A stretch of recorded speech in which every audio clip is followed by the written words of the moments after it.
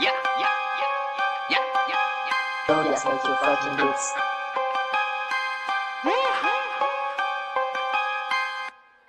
I'm about my game. Live by the rules, we don't play the same. That's on my grave, that's on my name. I'm saying, I'm about my paper, about my game. I'm about my game. What is up, everyone? Brandyn Pokrass here. It is another edition of College Football Now. It is a jam-packed show for tonight. We are covering the NFL draft. We are wrapping up spring ball for many college programs, and we're taking a look toward the future. I'm excited to get things rolling. Outside of football stuff, the Mets just took a lead by multiple runs for the first time in God knows how long. WrestleMania was this past weekend, and one night was good and one night was not so good. There's a lot of good stuff going on, but I'm not going to waste any more time. We have our first guest here. He is one of the best in the business, here to talk NFL draft, talk football. It is Antwan Staley. Antwan, how you doing? I'm doing all right. How you doing? I'm doing great. As I said, the Mets just took a lead by multiple runs for the first time in what feels like over a month. Francisco Lindor hit his second home run. The fact it's only his second, it's almost end of April. So we're getting there, but NFL draft's right around the corner. So that's very exciting as well. Yeah, it seemed like it's took forever to come, but yeah, finally we're at draft week. So I'm glad finally to get this over with and done with. So you obviously cover the New York Jets. It feels like the discussion, and I'll use that, the discussion has been about Arvell Reese and David Bailey. It feels like everybody has a story. Everyone has a different viewpoint. A few days ahead of the NFL draft, where do you stand with it, and what do you expect to happen? I mean, you're just basically weighing you're weighing a guy that has more of a polished pass rusher in David Bailey, who's shown it consistently at the collegiate level, versus a guy and Arvell Reese, who, has done a lot of different things there, has been an off-ball linebacker. Now he kind of, was more like a guy that was closer to the edge this upcoming year. They're using a variety of different ways there too as well, but doesn't have nearly experience that David Bailey has had. So, yeah, I mean, really, it's really one of the classic cases that we've seen, upside versus, production. And then we've seen it in various drafts too as well. I remember talking to Daniel Jeremiah, and he was talking about it's kind of like the Aiden Hutchinson versus Trayvon Walker debate too as well. Basically, Trayvon Walker came out, was the number one pick for the Jacksonville Jaguars, but a lot of people thought he would, had a higher upside than Aiden Hutchinson. And I guess that's maybe why Jacksonville decided to pick him. And Hutchinson had that, had such a great run, especially with the Wolverines there too as well. So it may be one of those things where both of the players, kind of like Walker and Hutchinson, turn out to have really good NFL careers there too as well. But I still think it's going to be Arvell Reese. I know there's been a lot of talk about David Bailey and what he can do there. My concern with Bailey is that I feel like they already have a player like him in Will McDonald. And now I feel like you could get a guy like Arvell Reese who can do a little bit more, on your defense, can be an ultimate chess piece there, as opposed to just being a strictly pass rusher. Yeah, I mean, building beyond that, right? It kind of felt like Reese was the ready-made fit for them, considering who they signed in free agency, considering the fact that they have Will McDonald. And no, McDonald and Bailey aren't the same exact player, but these are two guys that specialize in kind of the same thing. It, to me, and look, this isn't based off sources. It's just, reading the information that's put out there. It feels like the Bailey thing has been, I'm not going to go as far to say it's simply been generated by this. Maybe there is interest. Maybe there is a discussion. You never truly know until things actually happen. It feels like it was an effort by the Jets to have people not just immediately assume they're taking Arvell Reese, right? To make people question that number 2 overall pick, maybe blow them away with an offer where they it's about keeping options open, right? Everyone calls it smokescreen season. Do you think the desire of the Jets to really kind of not let their intentions be known has potentially played a factor into, some of the discourse that's been happening over the past few months? Yeah, because I don't think people know exactly what they're gonna do. I mean, I think we kind of were zeroed in on those two names, and I fully expect to be one or the other. But nobody knows which direction they might go in. Like in the past, the Jets might, leak out some information and things like that. It seems like with Glenn and Darren Mugent, they're keeping more of a poker face too, really to keep all their options open because you really never know once the draft gets started what could potentially happen. So they don't necessarily let people know one way or the other where they might go. So yeah, I think they're doing a really good job with that too as well. And also, what comes with that, also the flexibility that they have in the draft too, having 4 picks in the top 44, having flexibility even next year too with the 3 first-round picks too as well. So yeah, if they wanted to, they could always trade back in and get rid of some of those assets that they have in 2027. So yeah, having that flexibility, yeah, I think kind of ties into them having the poker face that they've had. I think that makes a ton of sense, and I'm with you on that. And before I get to a question for you regarding the whole NFL, I'm going to put you on the spot here again. So much has been talked about with the number 2 overall pick, but the Jets have 3 top 50 selections. I want you to 4, actually 4, actually. 4? Is it 4? It's another one? Yeah, they have 4 in the first 44. Yeah, this year. Yeah. I was saying outside number 2. It's 16, 33, 44. Oh, okay. Oh, I see what you're saying. Okay, yeah. Outside of that, all right, my bad. Putting you on the spot. What are your predictions a few days out of the NFL draft of where the Jets are going to go with number 16, number 33, and number 44?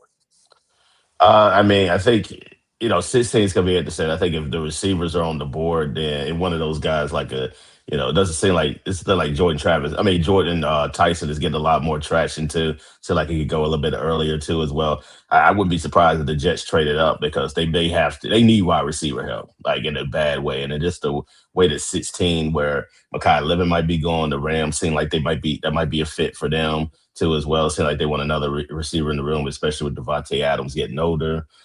You got teams like the Ravens. You also got teams that we don't even know about that's looking for receivers that could also trade up too as well. So, yeah, I mean, if they sit there at 16, then it might be, a guy like Omar Cooper, the Jr. from Indiana. I definitely think that could be a potential fit too. That might be a little bit early for my taking.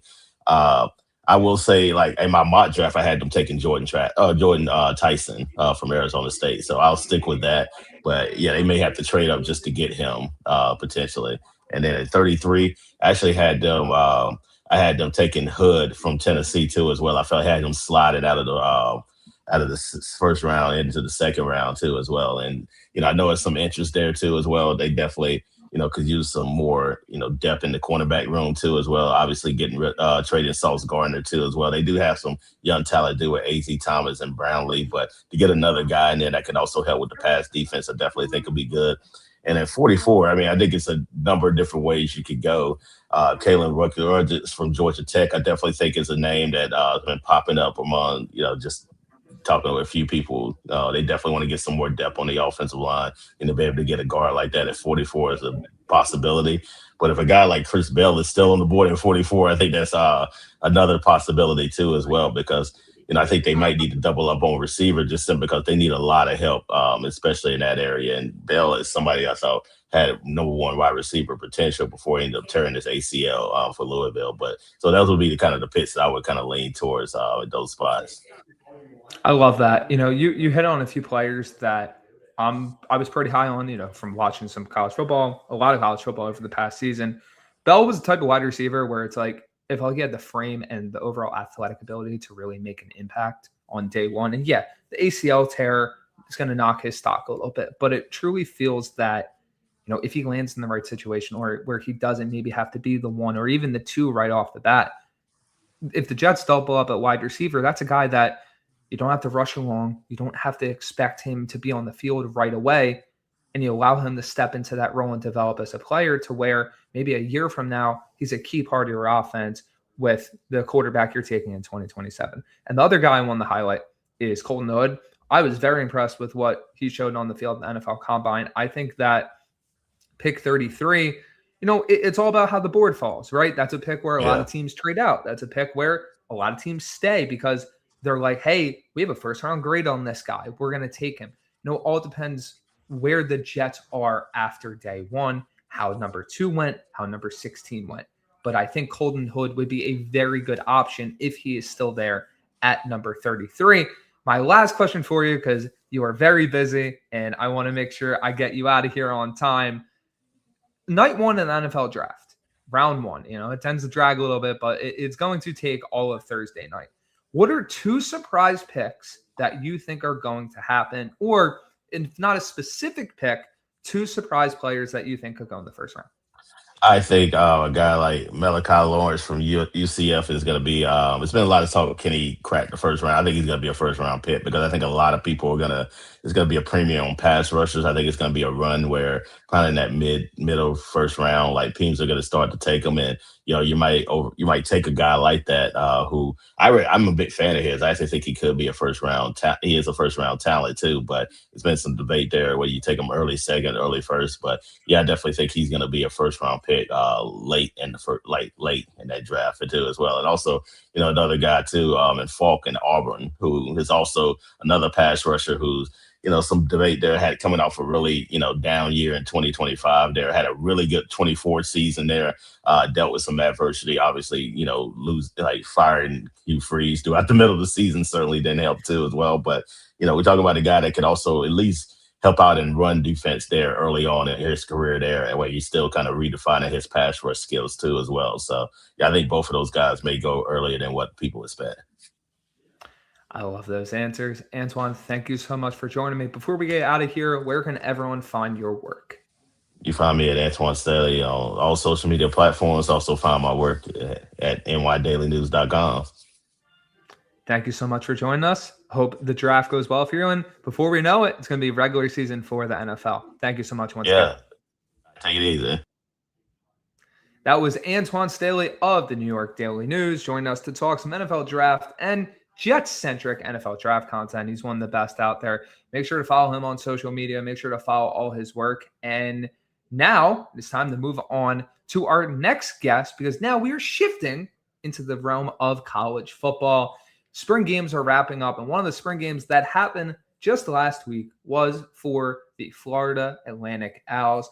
And I have my friend who also covers FAU for the Palm Beach Post, Justin Becker.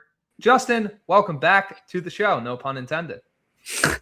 Thank you so much for having me again, Brandon. I'm excited to talk about FAU football.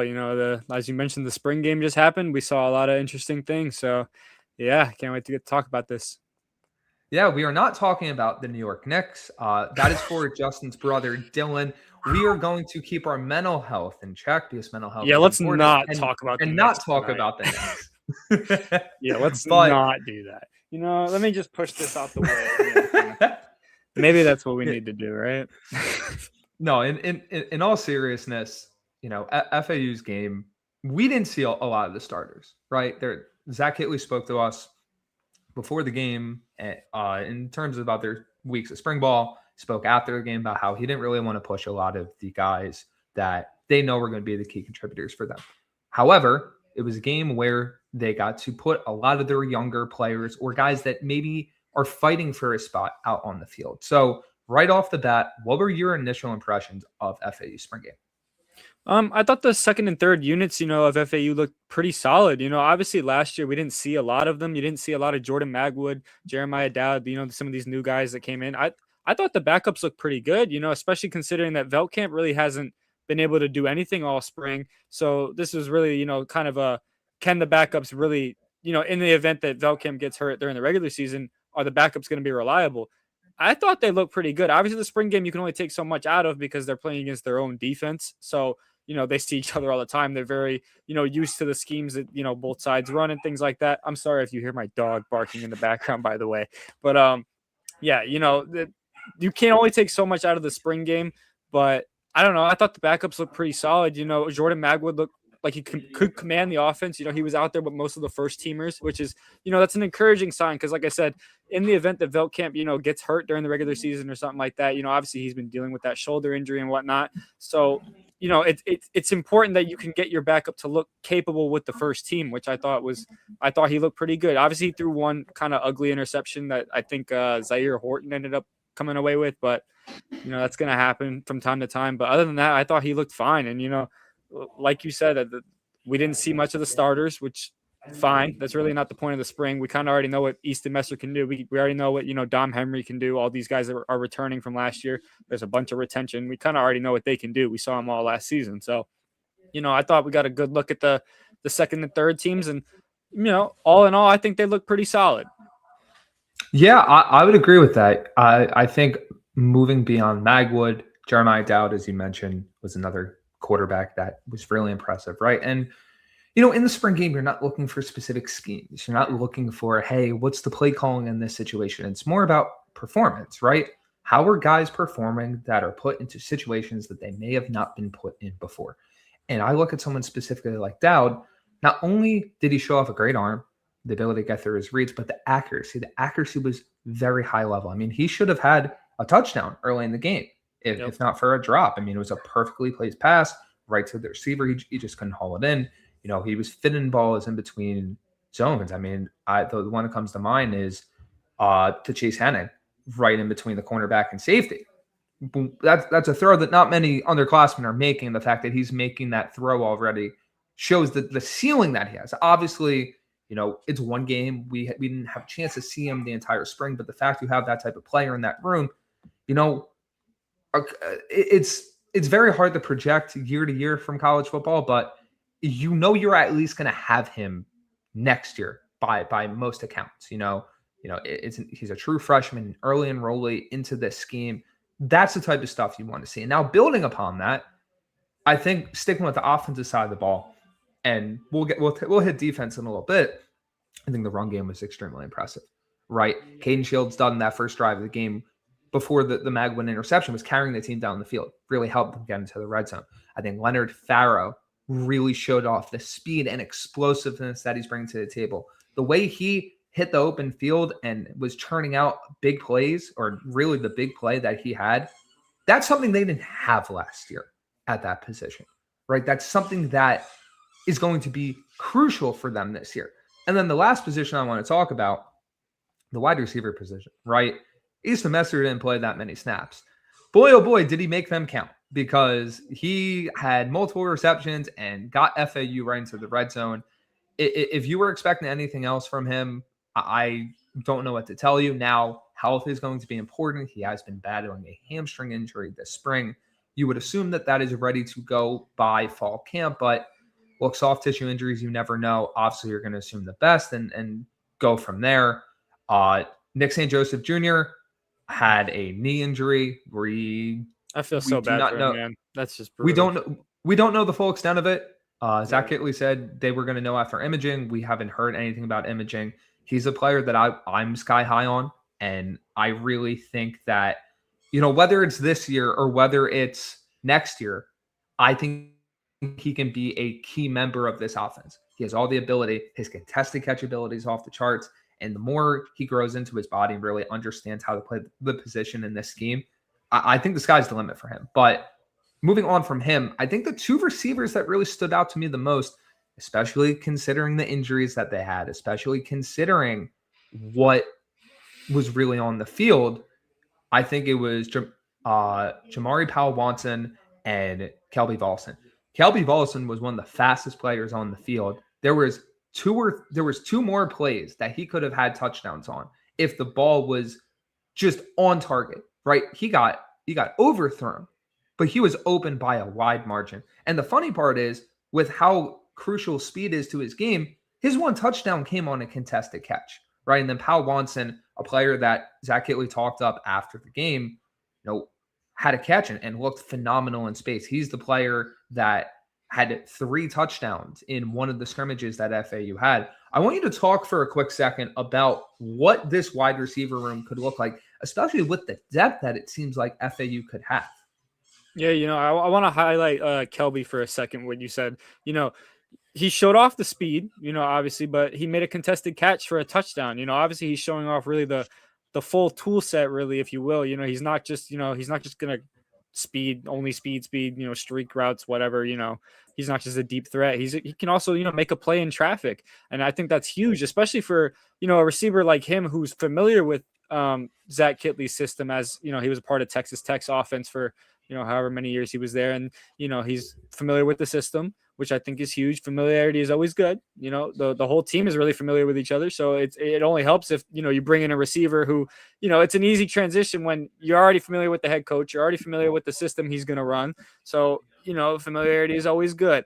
And, like you said, they need to, make sure that these wide receivers can stay healthy come around fall camp. That's obviously going to be a big deal. But, all in all, they have a lot of depth at the position. There's really no shortage of talent. We didn't even see, we barely saw Easton Messer. He was, he played, but he didn't do a whole lot in the spring game.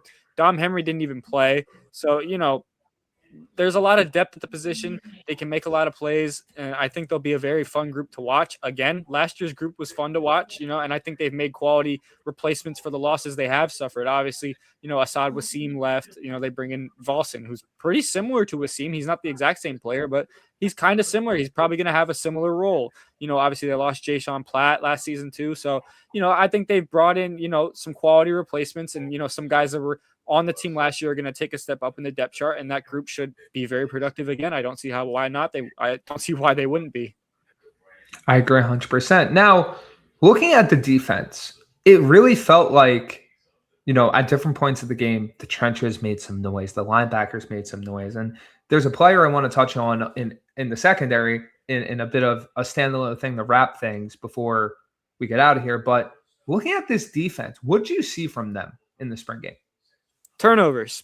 They did none of that last year. They could not get a turnover for anything. I don't have the number in front of me, but they had maybe 3 interceptions all year, 5 forced fumbles, something like that. I think that's the number. I could be wrong. I don't have it in front of me, but I just know it's not a lot. But turnovers, I saw turnovers. I think they forced 3 in the spring game, 2 interceptions and a forced fumble. So, if they can do that in the regular season, oh my God, this becomes a completely different football team.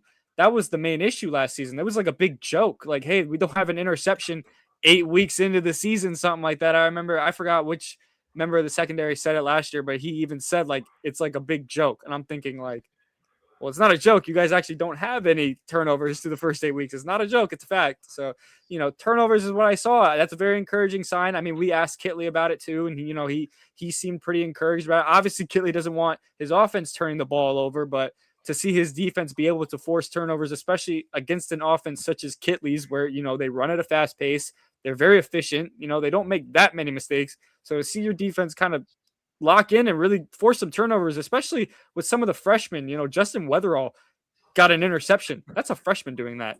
Zaire Horton, linebacker, obviously he's not a freshman. He was here last year, but he didn't play a whole lot last year. He comes away with an interception. So, just some big plays from some key players that are going to be, a big part of the secondary and the defense as a whole. So turnovers is what I noticed. I thought that was the biggest thing, and it probably will be the biggest thing going forward into, when we get to the fall. If they can turn the ball over or not, it'll make or break their season, really. 100%. I think a big thing that stood out to me as well was the trenches. This group of players didn't really have a chance to get after the passer last year, right? They didn't have that juice. And over the course of the spring, the defensive coordinator, the edge coach, the defensive line coach were talking about this new mentality, how they want to get after things. And you saw that in the spring game. Josh Roberts stood out, had very impressive pass rush.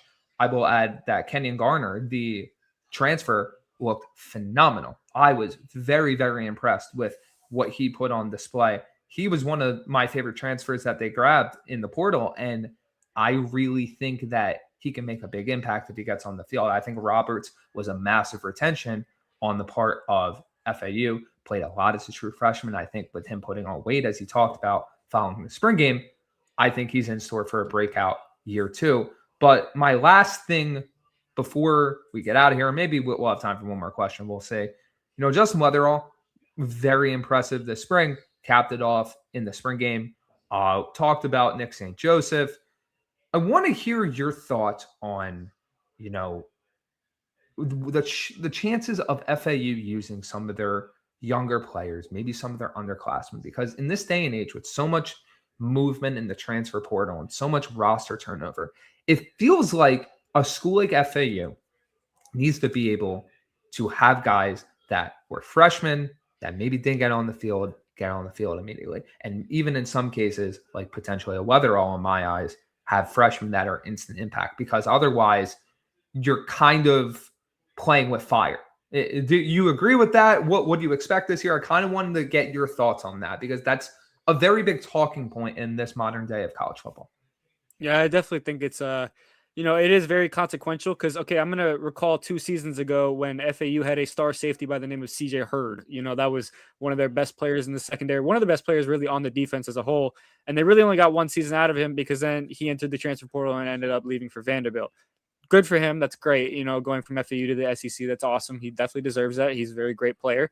But, having guys like a Weatherall, who is obviously showing, a lot of potential early on, you kind of don't want to run into that again where, you get him for 1 year. He does really good. He's very productive for you.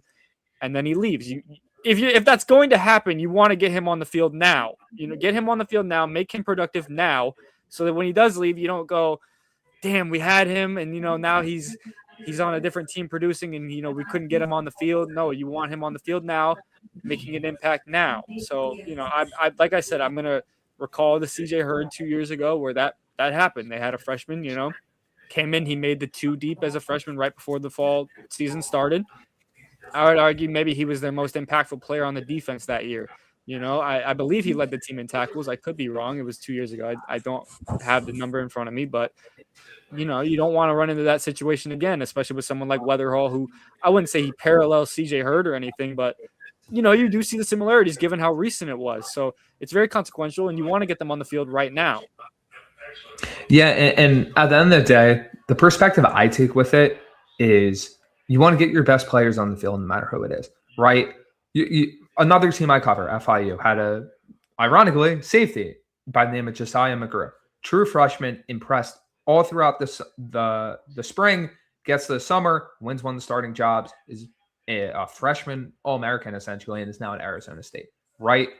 You want to get your best players on the field because you don't know how long you're going to have them. And I think if Weatherall, if Nick St. Joseph, if maybe an offensive lineman, maybe a defensive lineman, a linebacker, a cornerback, right?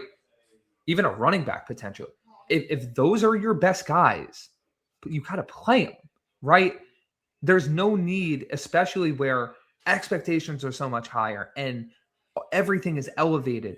You can't afford to be like, oh, we're going to try to stash a guy because we want to save him. Stashing does not work now.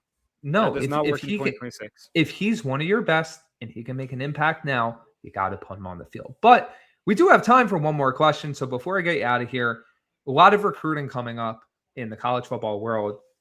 FAU just landed a quarterback from Texas by the name of Brody Barty. They landed a running back either a week ago or 2 weeks ago by the name of Tommy Scott. Very fast, electric type player. Going forward, what is the position you are looking for the most for FAU to target in the 2027 class? That's a good question. I would say pretty much any skill position on offense, quarterback, running back, receiver. I mean, that's kind of the direction that the coaching staff is clearly leaning on. I mean, it's Kitley's expertise. I would assume that, they're going to hit heavy after quarterback, especially with having a senior starting quarterback this year with Veltkamp. Obviously, you have the backups. You have, Dowd and Magwood. But as we just alluded to, stashing does not work in 2026. Who knows what those guys' plans are after this year, if they're going to still be in the program or not. So, you want to be sure that you are doing your due diligence in the, in the recruiting world and, making sure that those skill positions are lined up properly, because that's pretty much your bread and butter right there. That's kind of FAU's identity is, electric offense, air raid offense, things like that. So I would say any skill position on offense, really, whether it's, running back, quarterback, receiver, tight end, whatever they, plan on using. So that's pretty much what I would say for recruiting as far as that goes. I love that answer. I will add to that. I'm fascinated to see how they approach the trenches because, especially in this day and age, you got to make sure you got some guys in the trenches that are homegrown because you got to supplement the transfer portal with some recruiting, whether it be in the state of Florida or not. But Justin, thank you so much for joining once again. Before we get you out of here, where can everyone find your stuff? For FAU coverage, you can find me on the Palm Beach Post. I am both online on the website. You can, type in my name or type in FAU. You'll find my stuff there. And you can also get it in the physical paper if anyone out there is still reading the physical paper. So, yeah. And on social media, you can find me on X. It's just my name, just Justin Becker. I should pop up. And, that is where you can find me for FAU coverage. Awesome. Thank you. Thank you so much for joining, Justin. I'll catch you soon. Absolutely. Thanks for having me again, man. Of course. That was Justin Becker of the Palm Beach Post. He does great FAU coverage. Make sure to check him out. Before we get to our next guest, which is around 8:45, I recorded a nice segment with someone that couldn't make it here live tonight, Kevin Barral, our own from the League Winners. We talked some FIU. So without further ado, we are going to dive into that. So I hope you guys enjoy.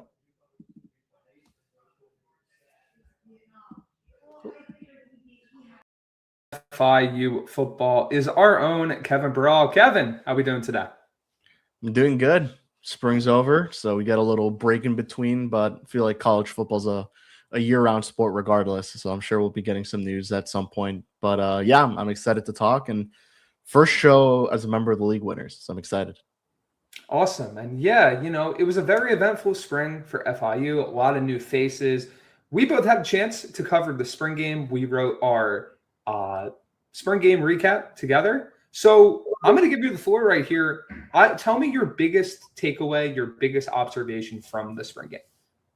Yeah, there's a lot to take away. I think there was a lot of concern just because there was some turnover. Regardless of how you slice it, there was turnover at a couple position groups. But I think the doubts that you had with some of those position groups, you look at the defensive line, like that looks a lot better than I expected it to look. Cornerback, you lost the entire cornerback room. You didn't know Mr. Clark, no Brian Blades, like no Victor Evans. Like those guys are all gone. But the guys that he brought in, a Ryan Gadsden, a Devontae Floyd, Lawrence Johnson, the FAU transfer, I think that room is in good spot. And it's a veteran room, regardless of how you put it. And you have the returner, Javion Celestine, who had a pretty solid game for what it's worth. I think the safety, I think overall the defense just looks really good. Defensively, the safety room continues to add experience there. Shamir Sterling, who's the big name that returned for FIU on that side of the ball. You add a Wesley Miller, Demetrius Hill looked really good all spring long, making a lot of plays and continued to do that in the spring game itself with 2 interceptions. So I think there was a lot to like from this FIU defense. I think offensively things were a little bit slow, but I think the O-line opened a lot of gaps for the running backs to really make some big plays, especially for Devontae Lyons. And then Sterling Joseph had the 2 lone touchdowns of the game. So that was exciting to see. I think with Lyons specifically, he could be one of those big yardage backs, a back who you use for 3rd and longs or something like that, and then you have Carey, who's maybe your 1st and 2nd down back. So I'm curious to see how they're going to do that.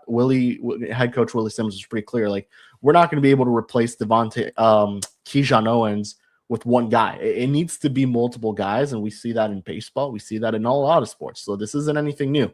They have 3 guys who are going to replace the production that Keyshawn Owens had. And he even admitted, like, maybe we relied a little bit too much on KJ Owens last season. So they're going to have to learn to maybe not rely on the run game so much. And, that's why he brought in a guy like J.J. Cole, who I think manned the offense pretty good. Like, he looked good. Like, he looked like the veteran quarterback that this FIU team has. I think DJ Alexander, the freshman, probably won't get a lot of reps in the fall now because Zach Marker, the Delaware transfer, is coming back off the ACL injury. But I think he looked fine. Like, I honestly, and we agreed on this, like, he may have outplayed J.J. Cole that day in the spring game. So there was a lot to like overall. I think, you still have your questions at wide receiver. Like, there's talent there. Now it's just a matter of putting it all together. I think tight end still is a group that needs to get things going a little bit. Obviously, Jackson Verdugo was out of the game with a concussion. So you hope that you get him back for the fall. But yeah, I mean, overall, good spring. I think you feel good where you're at with the team right now. And I think the best part about this, Brandon, is that, there's no transfer portal. So the team that you saw in the spring is the team that you're going to continue to see. Now, they still need to add some positions. I know Willie said he's going to add a quarterback to the room. They still need to look for a punter. That's still a big position of need. They could still add players, but you're not going to lose any, which is the biggest plus of the one transfer portal window.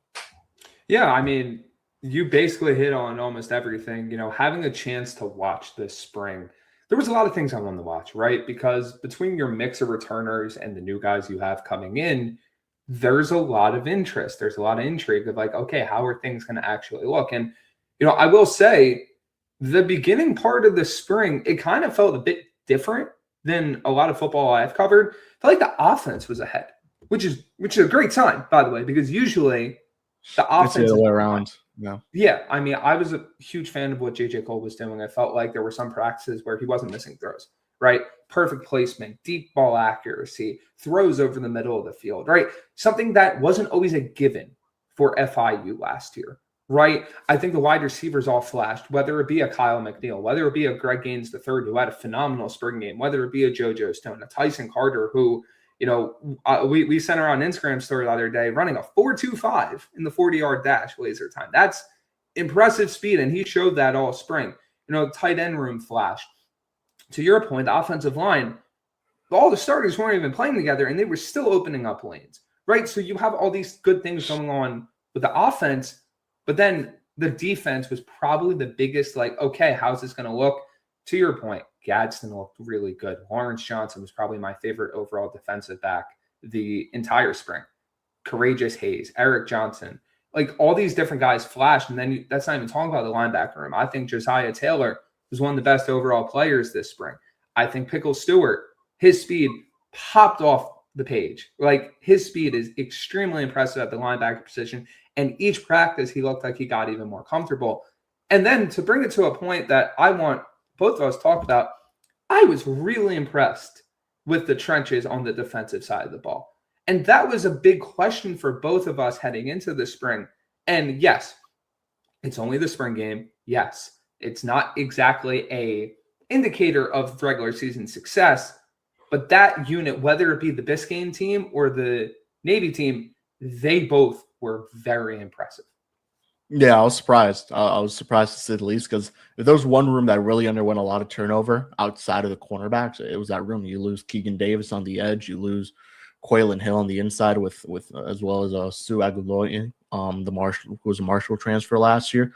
Guys who played big roles at the end of the day for FIU, this past season. So, having a Jermaine Carter now, having Kenton Simmons was out for the spring game, but he's back for the season. On the other edge, you have Dante Anderson. I liked that. Matthew Pointer, I was very surprised. Not a guy who I had a lot of expectations for, just because you didn't really see a lot of him. But, another guy you even talk about is King Massey. This is a guy who is did not play, redshirt freshman, I believe.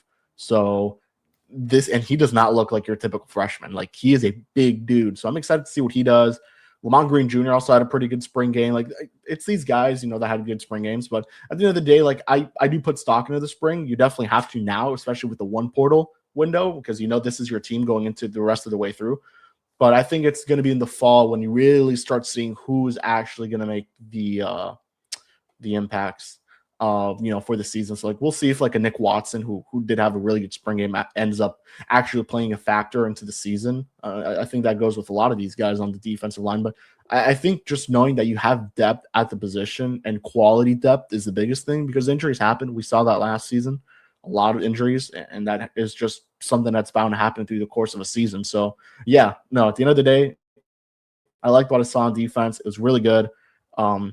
And I forgot to mention Nathan Jennings, RJ Moss, two vets who looked really good as well. So I think those guys are really going to play a big factor. So I liked what I saw from D-line. I think I'm not going to say that my doubts are gone. I think there still has to be some doubt there, because that is a lot. That is a unit with not just a new look, but a new coach.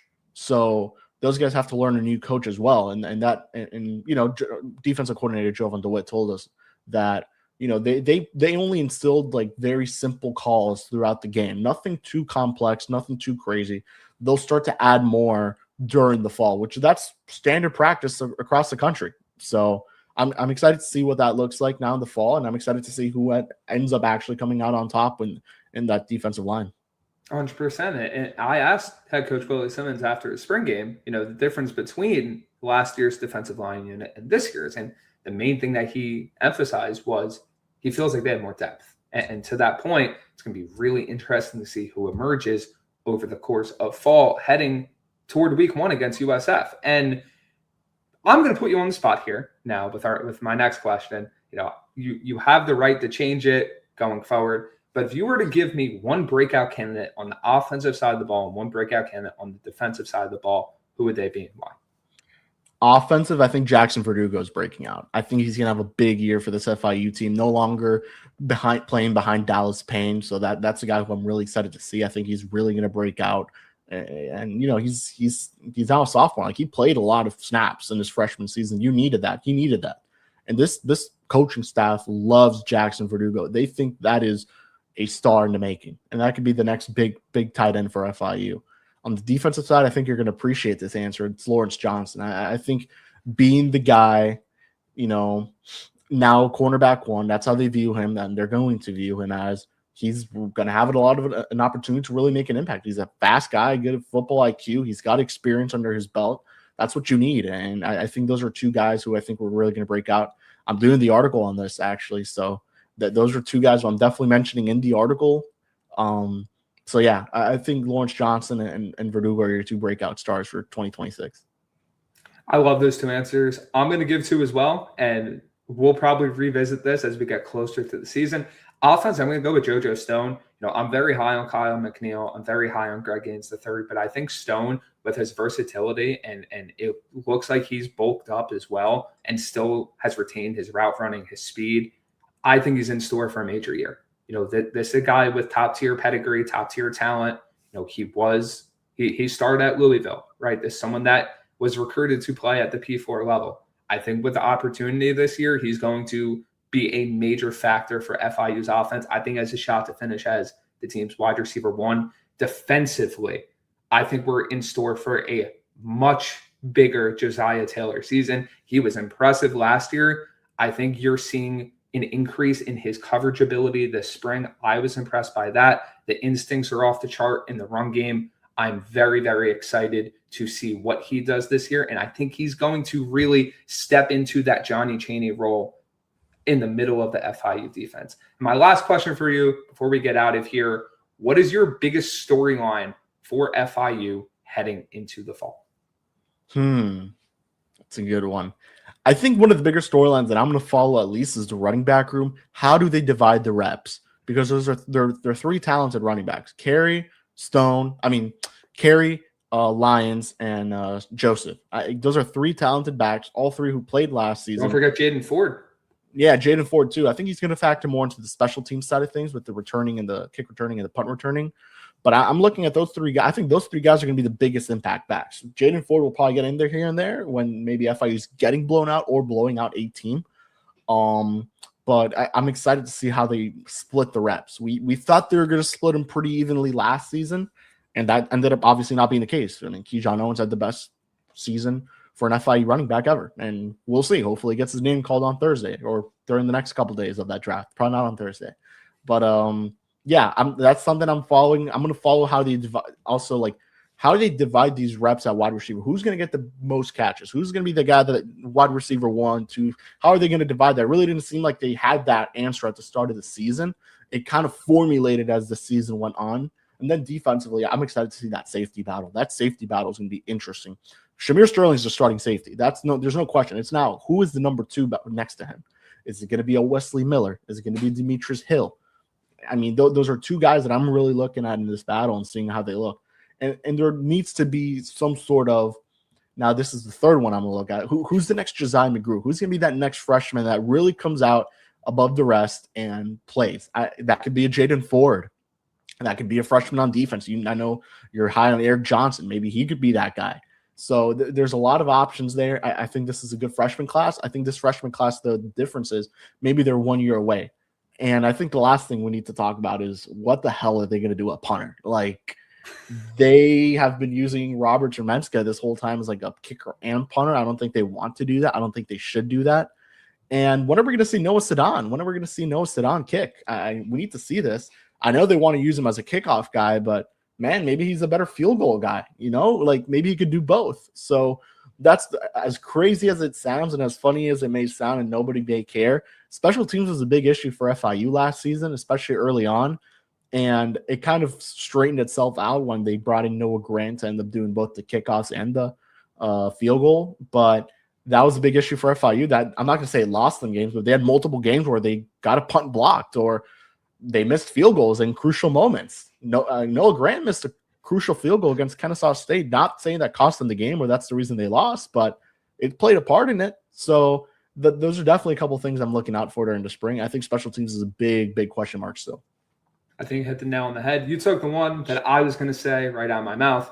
The wide receiver battle is going to be fascinating. I think this is the deepest position group on the team outside of running back and maybe defensive line. It's going to be really fascinating to see how they divvy up the touches at that position. But before we get you out of here, where can everyone find you on social media? Yeah, you can just follow me at Kevin_Barral. Yeah, on Twitter. And yeah, just follow my work there. I do Marlins, FIU. I'm excited to be here. And then follow the Positive Podcast. We're doing a lot of stuff. We're going to do a lot of stuff over there. So yeah, appreciate you having me on as always. And yeah, excited for the next one. Thank you so much for joining us, Kevin, and we'll catch you next time. Nope. That was Kevin Barral, our own Kevin Barral of the League Winners. Make sure to check out all his stuff. Not only does he do fantastic work covering FIU, but he does great work covering the Marlins and really just anything else that he does.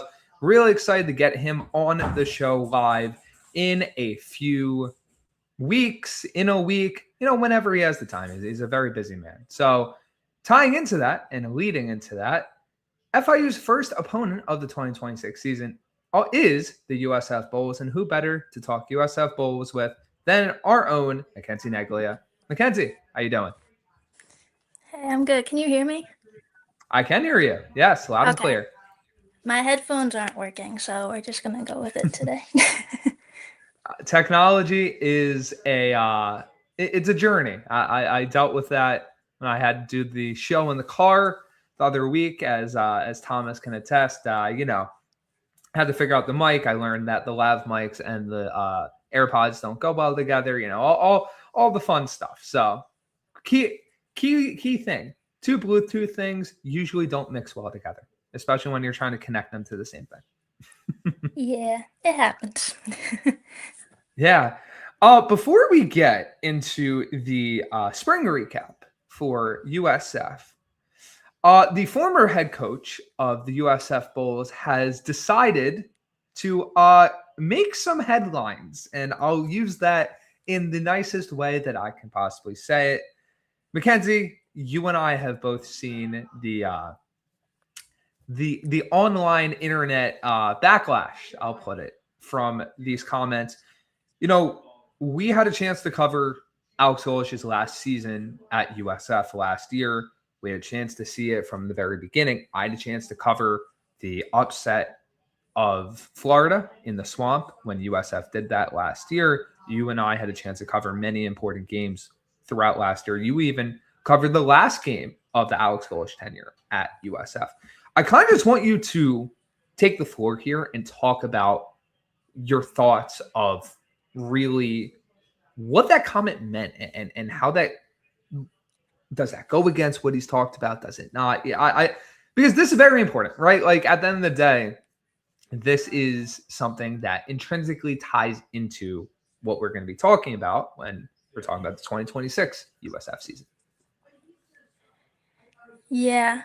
I mean, it's tough, right? It's a choice of saying something like that, and I feel like it kind of has been tying into things. Like it's been like a little more and more of things getting out, and what's gotten me is like if seeing some of the players comment on it, whether it's current players, former players, kind of speaks to how they feel about it also. It was such a whirlwind kind of thing, and I remember even from that last game, it felt like we were at the press conference like 5 hours before then, and it was like, oh, Golish to Auburn was like in all the headlines. And in a way, I don't know if it's kind of like a justifying his decision of saying, he felt like he had to go there because that was, where he could accomplish something like winning a national title. But he also spoke that way about USF too. So it's kind of like, contradictory. Yeah, I mean, to that point, right, there's one of the USF fan accounts tweeted out a screenshot of an article that was written by Adam Brent Adam Brenneman on May 16th, 2024. Brenneman's fantastic college football writer, personality. The quote in that headline was, "I truly believe this place can win a national championship, and I don't know how many Group of 5 schools in the country can say that," Golesh told me. So immediately, we have a quote that is so contradictory to what was just said that it makes you think about other stuff, right? It makes you think about how he conducts, recruiting. And like, we could go down the line and make assumptions and talk about this and talk about that. But at the end of the day, I think where I fall with this is, okay, even if he is correct, right? Is that needed? Right? Is that needed when you have moved on to a new job? Right? Alex Golesh has moved on, just like John Summerall has moved on from Tulane to Florida, just like Ryan Silverfield has moved on from Memphis to Arkansas, just like Eric Morris has moved on from North Texas to Oklahoma State. Alex Golesh is not the only head coach that has moved from a non-autonomy conference to an autonomy conference, from a lower job to a higher job, right? But it feels like, whether it's this quote where he essentially is saying that USF, in his words, had no shot to win a national championship, whether it's the quote that I sent you the other day of how in an article from The Athletic, he was basically saying that he only took the good players with him to Auburn. It feels like these quotes have been unnecessary. And I think that's the word that I fall on, right? It feels unnecessary to just completely try to kick down your former place that gave you your first head coach opportunity. It feels unnecessary to continuously refer back to USF in this manner, right? Like, I just don't see the value of a head coach that has not coached in the game yet, has taken the majority of his offense from USF, including the star quarterback, right? A head coach that has a lot to prove and has a lot of expectations. I personally don't see the value in him throwing those pot shots and having these quotes. You're only making things more difficult for your players. You're only making things more difficult for your current situation, right? Mm-hmm. At the end of the day, you have moved on. USF has moved on. The USF fan base can feel what they want. The Auburn fan base can feel what they want, right? It's the beauty of the online internet, right? Everybody has an opinion.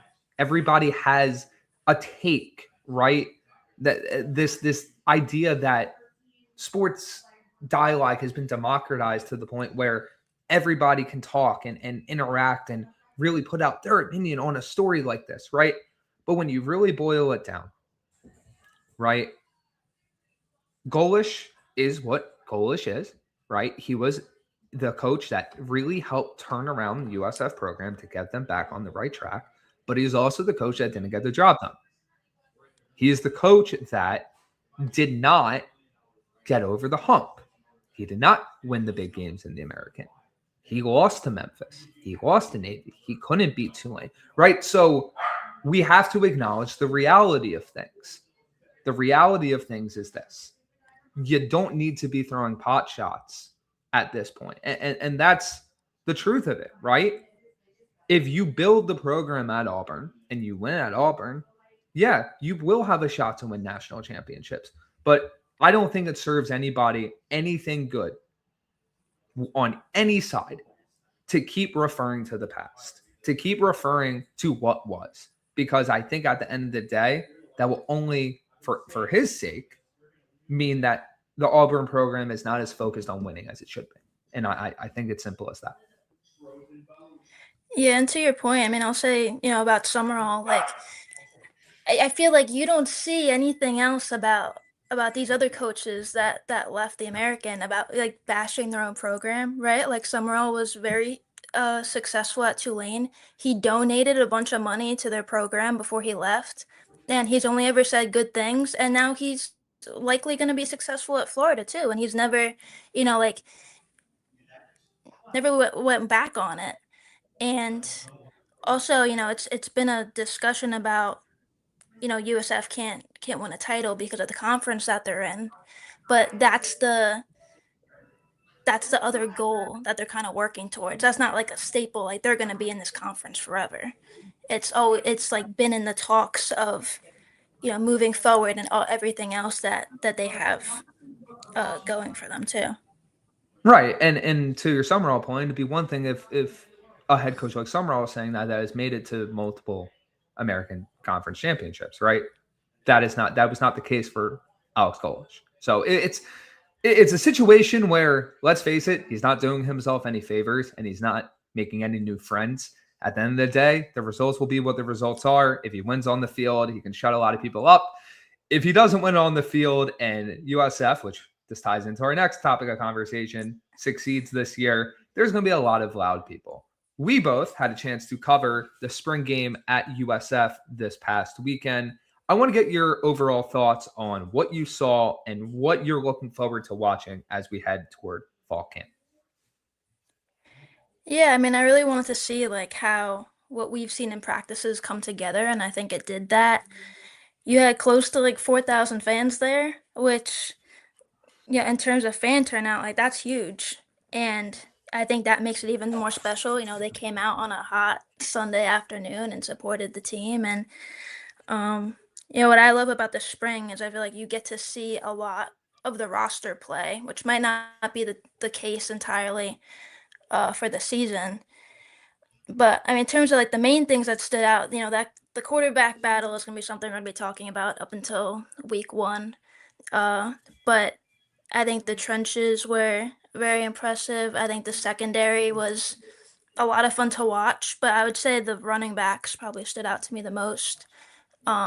They have some younger guys, some transfer guys that are coming in and may have not played as much last year, maybe not played as much at their previous schools, but they had some great flashes during the spring game as well.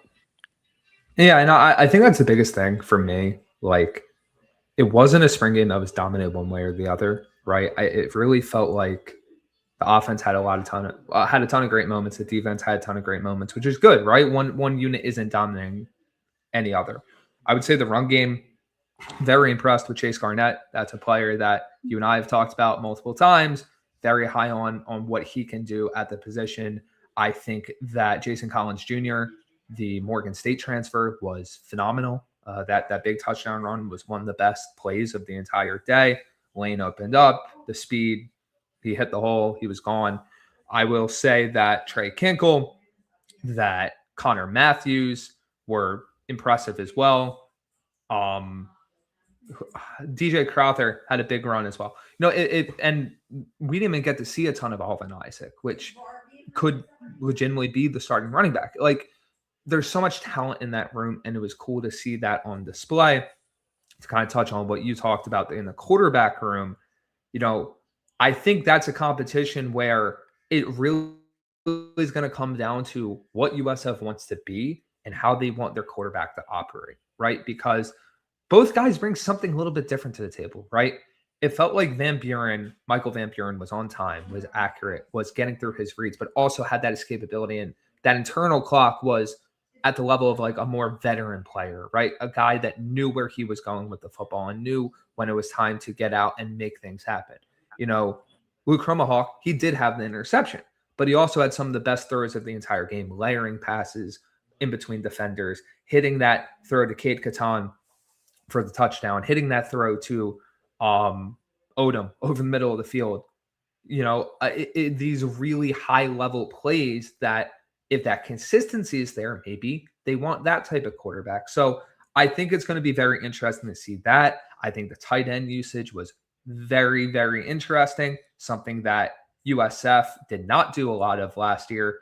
You're really understanding and obviously you're not seeing the full scheme in the spring game, but I think you're seeing, or what you saw on Sunday was an offense that is much more willing to use their tight ends in a wide variety of ways, just like an NFL pro style scheme would.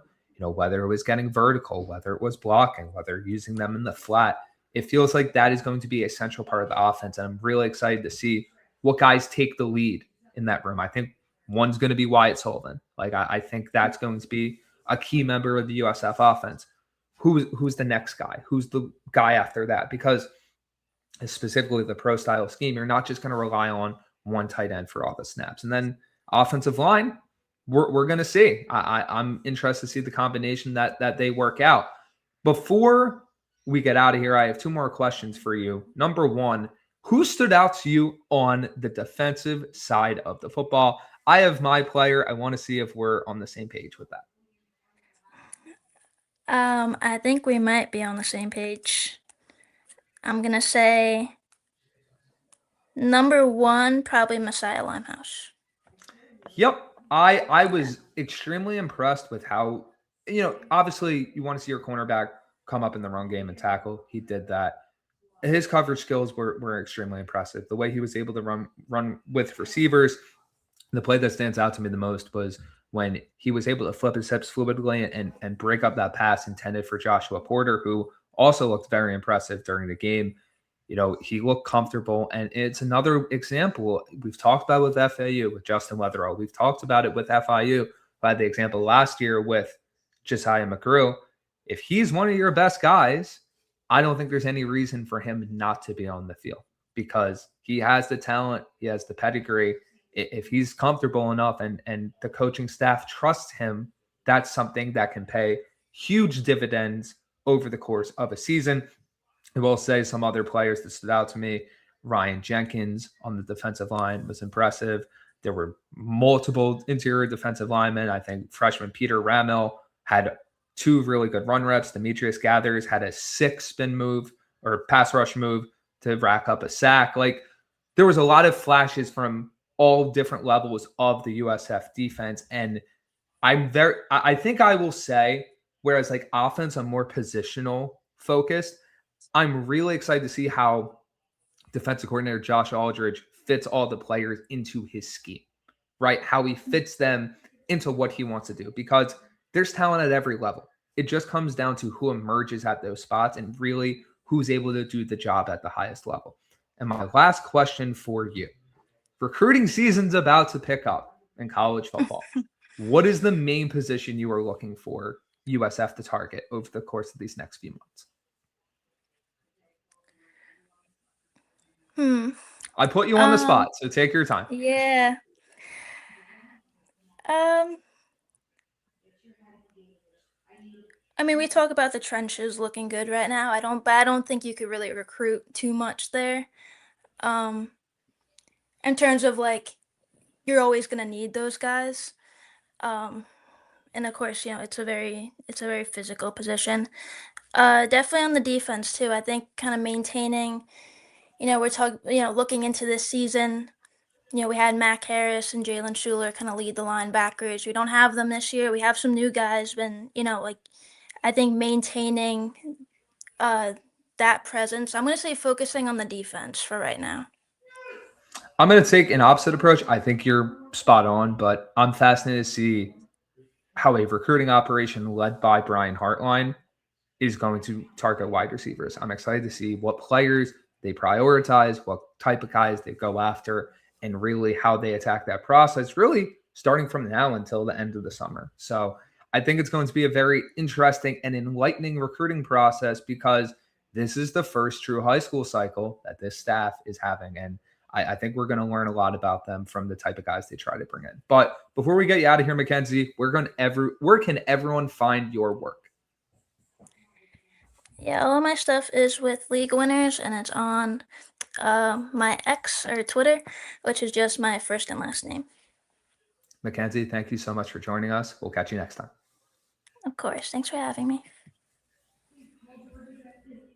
That was Mackenzie Neglia of the League Winners. She does phenomenal work covering the USF Bulls for the company. Make sure to follow her and make sure to check out all the great stuff she's doing. Big season ahead for USF, and you don't want to miss her coverage whatsoever. But now we have a very fun, very special guest to talk about a few different things, whether it be recruiting, Miami, and whatever seems to be on his mind. I'll let you take the floor, my friend. All right, I'm hijacking this operation. Brandon, how you doing, my friend? It's good to talk to you. I'm doing great. I had to wipe my eye for a little bit. I felt like I got dust into it. Wanted to have you on because the recruiting process is about to start heating up. Rivals has updated their rankings.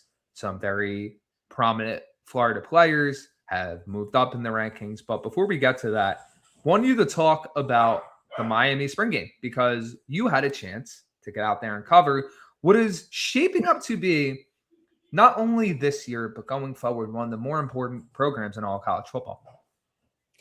Well, first off, in terms of programs in college football that are at the utmost importance, the University of Miami has always and will be at the upper echelon of said programs. That orange and green, that beautiful logo, it holds weight, my good friend Brandon. So please remember that. And it holds weight in the basketball realm, as you see with Jay Lucas absolutely cooking in the portal right now. But spring game down at Cobb Stadium, the little facility that Miami does their track meets at, was incredible. I had an absolute blast despite it being miserably hot out. I still had just an absolute grand old time. My biggest takeaways is this team is going to be fun. I feel like it's the undersell of the century when you look at this roster in terms of the talent that's on that team. But I feel like the best way to summarize it truly is this is going to be a fun year for the University of Miami, for South Florida football fans, and not a fun year for everybody that doesn't live in the greater South Florida area, because I know you hate the Miami Hurricanes with a burning passion, and we do not care. So biggest takeaway is all hail Darian Mensah. Darian Mensah was fascinating. He threw for 3 touchdowns, dealt the ball well, putting ball where it should be, was reading the field very well. My biggest yippee moment for me wasn't the touchdowns, but it was the opportunity to actually see the true playmaking ability that he possesses in live game reps. Obviously, when you're looking at a quarterback throwing routes on air in gym shorts, I'm unmoved. Congratulations. Your receiver's not getting covered. But when you have a pocket breaking down on you for the first time in front of a live studio audience and you're rolling out, dancing around, throwing on a dime while off platform, that is something that I was just blown away by. It reminds me of a certain somebody else who I don't want to put those comparisons on him. Darian is his own quarterback. Darian is his own man. Darian Mensah is not Cam Ward. But damn, Skippy, if I haven't seen something that's been pretty close to Cam Ward, it's Darian Mensah. So that is something that really put a smile on my face as an enjoyer of good football. I will say this. I think Darian Mensah is, especially in the era and the talent age that Miami's entering, I think he's the exact type of quarterback they needed, right? Because if you watch him at Duke, he is able to straddle that line between great distributor of the football and also gives you those upper end plays, right? So he feels like the type of quarterback that, no, he doesn't have the strongest arm in the world, but he makes up for it with the accuracy. He makes up for it with the anticipation. He makes up for it with that understanding of how to run an offense. And I think with, a Malachi Toney, with even the insanely deep wide receiver room that this team has, you now have this mix between, and like you said, Mensah's his own quarterback, but using the last 2 quarterbacks that played for Miami, you have a mix between the Cam Ward playmaking ability, which he's never going to live up to the upper echelon of that because not many quarterbacks are at the college level, but also the game manager, I'm going to make the right play, make the right throw ability of Carson Beck. And if you marry that, that's a very tough quarterback to stop on a play-by-play basis. Absolutely. And that's the thing, is that is always been the name of his game. That is something that he has succeeded at the high school level, something he surely succeeded at Tulane, and it's something he succeeded with at Duke. Now you're putting him behind the best offensive line in college football, and you're pairing him with one of the best offensive minds in college football, i.e. the sociopath known as Shannon Dawson, who is going to be like, hey, this worked with Cam. We don't need to have to try to install a lot of new concepts to actually having playmaking ability work in this program. We have linemen, Matthew McCoy, who's been there since Cam's been there. There's multiple veteran linemen that have been in this roster that understand what it takes to block for 4 to 5 seconds and not give up and not be a traffic cone out there. You have Malachi Toney, who I think I said it the last time I was on your show. I don't need to speak about Mally. Put on the film. That's the only analysis I will give about Mally. Just watch football. Cooper Barkate, incredible. Had an incredible day. Had a sick climb of the ladder over 2 very large human beings in contact to come down with the ball over the middle. There's very few people that jump for that ball, because especially in a spring game, realistically speaking, that's a ball where you go up for, you're now defenseless, and congratulations, you have a broken rib and you're out for the entirety of OTAs and fall camp. And then had another 30-plus yard touchdown to pair with. My biggest wide receiver winner was Dalen Dede Upshaw. Coming off of a very untimely foot injury late in the season, Dalen Upshaw was supposed to get some good rep towards the end of the year. And he showcased all spring why he's that dude. Ray Jacobs, who's a South Florida native, went to Florida State, went to South Carolina, made his way to Miami, had another really good day. Cameron Vaughn had a touchdown over the middle on a slant route, leaping for that one. Very good day out of him. Barkate, Upshaw, and Vaughn were the 3 touchdowns that he threw. Running back room. By the way, Miami, not a lot of Mark Fletcher, not a lot of Malachi Toney, not a lot of Mohamed Toure, just to name a couple of guys off the dome that didn't really get a lot of play time during the spring game, because why do you need to showcase what you can do? Yeah, why risk it? Yeah. Yeah. So they were very sidelined. But in doing so, a guy that really stood out to me in the running back room was Jordan Lyle, who's been fighting for running back 2 reps for the last 2 years. Had an incredible day. Was making people break dance in the open field. I know y'all seen the clips. Everybody's trying to say that was, Miami's defense is bad. Lance Guidry's not our DC anymore, fellas. You could kiss that away. This is Corey Heatherman's defense. He's the best defensive mind in football. And it was Jordan Lyle could trip you up, tie your shoelaces together in a phone booth.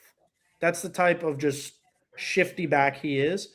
And then pair that with Javian Mallory, who 4 months after coming off of his second state championship with the West Boca Bulls, goes and breaks a couple really nice runs. Put a smile on my face as a guy that's known him since he was in 9th grade. Put a smile on my face. So that was awesome to see. He had an incredible day. So those are really the guys on offense I wanted to talk about. Biggest winner all of spring for me defensively is JJ Dunnigan. Sorry, I just had a complete brain fart. Yeah. JJ Dunnigan, true freshman safety, is going to be incredible at Miami. He flies to the football. He is hat in the play every play. That's the type of guy that you're getting out of Miami. And then Xavier Lucas had a very nice spring in the open periods that I got to see. Bryce Fitzgerald. Damon Wilson is going to be awesome. He was getting some good pressures. All in all, great to be a Miami Hurricane, Brandon. You kind of touched on a lot of what I wanted to talk about, so kind of makes it easy. My last question for you is, and this before we move on to the second topic. You're kicking me out already? No, we have a whole second topic. Good. We have 45 minutes for it too. Oh boy, not quite. I want to put you on the spot here. You know, Miami is a program that even with being at the P4 level, really leans toward playing a lot of underclassmen. So one player on the offensive side of the ball, one player on the defensive side of the ball. Who are the two younger players that you expect to break out this season? In terms of younger, redshirt sophomore and younger? Yes. Okay. All right, perfect. I'm going to go offensively. It depends on if he's healthy, but Josh Moore, wide receiver, he's going to be a sophomore out of West Broward. Had a very strong spring. Unfortunately, literally the first live rep of one-on-ones had to get carted off. Very unfortunate. He would have feasted on Saturday. I'm truly heartbroken that I couldn't get to watch a Josh Moore masterclass. Josh Moore, 6'3", massive human being. Has the reach that could hug around a tree. He's going to be a guy that's going to do well in this offense, in an offense that has a lot of small, shifty, fast guys, i.e. Malley, Dalen. He's the curveball, basically. He's the, oh, wow, this guy's tall. He's going to fill that role that C.J. Daniels had last year. And then defensively, JJ. It's going to be JJ. Like, I project JJ Dunnigan and Jackson Cantwell to be freshman All-Americans. That's awesome. I love hearing that. Cantwell is a player I am personally ecstatic to watch. Just, you know, the pedigree on him was sky high, and, you know, top what, 3 overall prospect, arguably the best in the country.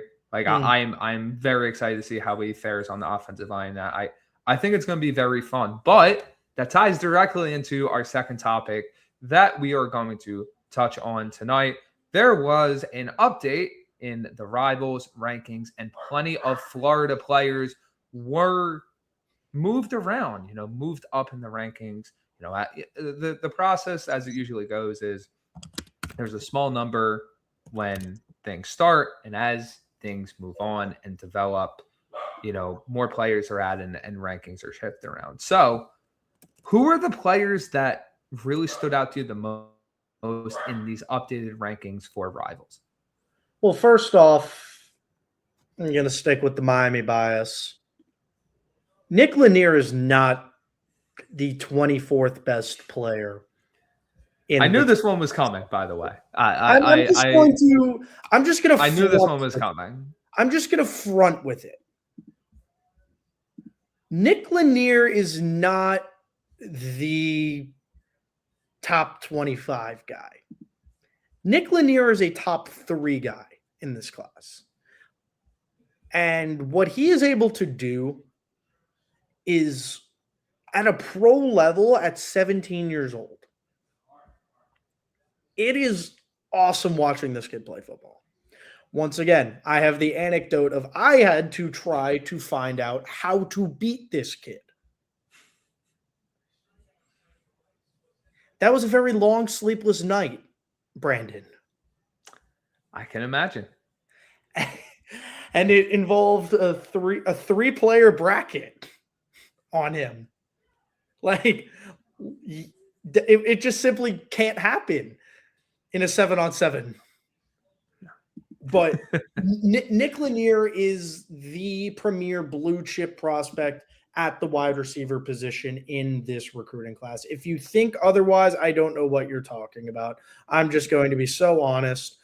Like, let's just be so for real, everybody. If you truly think that there is somebody that is better in this country than Nick Lanier, you are absolutely insane.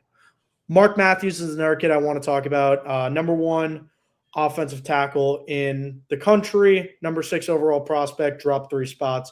Also, number 1 player in Florida, future Miami Hurricane. Congratulations, young man. More than earned, more than deserved. I personally am. Is that breaking news? No, it is no. Okay. He'll be a Hurricane though. But in terms of offensive linemen, breakdown and analysis, I'm not your guy. As long as you don't give up a sack on the rep, congratulations. You're a 5-star in my book. Just keep your quarterback clean, and I think you're an outstanding lineman. So that is something as a football analyst I need to do better with, and that's fine. Give me the skills. But yeah, Mark Matthews more than earned in that sense. Like the fact that I have to continue to scroll to find the Nick Lanier being 24, like it literally just took me that entire anecdote to figure out what rank Nick was. That's unacceptable. I'm sorry. That is just genuinely unacceptable. You would have to imagine that, especially with the composite ranking being different, with him being a 5-star on the composite ranking. You would imagine that would probably adjust sooner rather than later, but we'll see. Another guy I want to talk about, not in the Florida bubble whatsoever, but a guy that I had the pleasure of watching and covering during a random side quest in California, Mr. Honor Falave Johnson. Hats off to you, my boy. Number 1 ATH in the country, nationally ranked 18. That's USC commit. That's still way too low. USC commit, absolutely incredible. What he does at San Diego's Cathedral Catholic is incredible. Loved watching him play. Did I go to the game to watch his team? No, because the high school football guy in California goes, hey, go to this game because the team that they're playing has a 5-star going to Oregon, edge rusher. And I'm like, well, I want to see a guy going to Oregon. That sounds fun. And then all of a sudden, Honor Falave Johnson goes for 5 touchdowns in that game. Truly That's incredible. how it goes. I'm just sitting there. And by the way, coolest nickname in football. You want to know what they call him? I'd love to. They call him the Ghost. That Ghost. I love that. That is badass. That is. You know what? I'm not a marketing guy. Mm-hmm.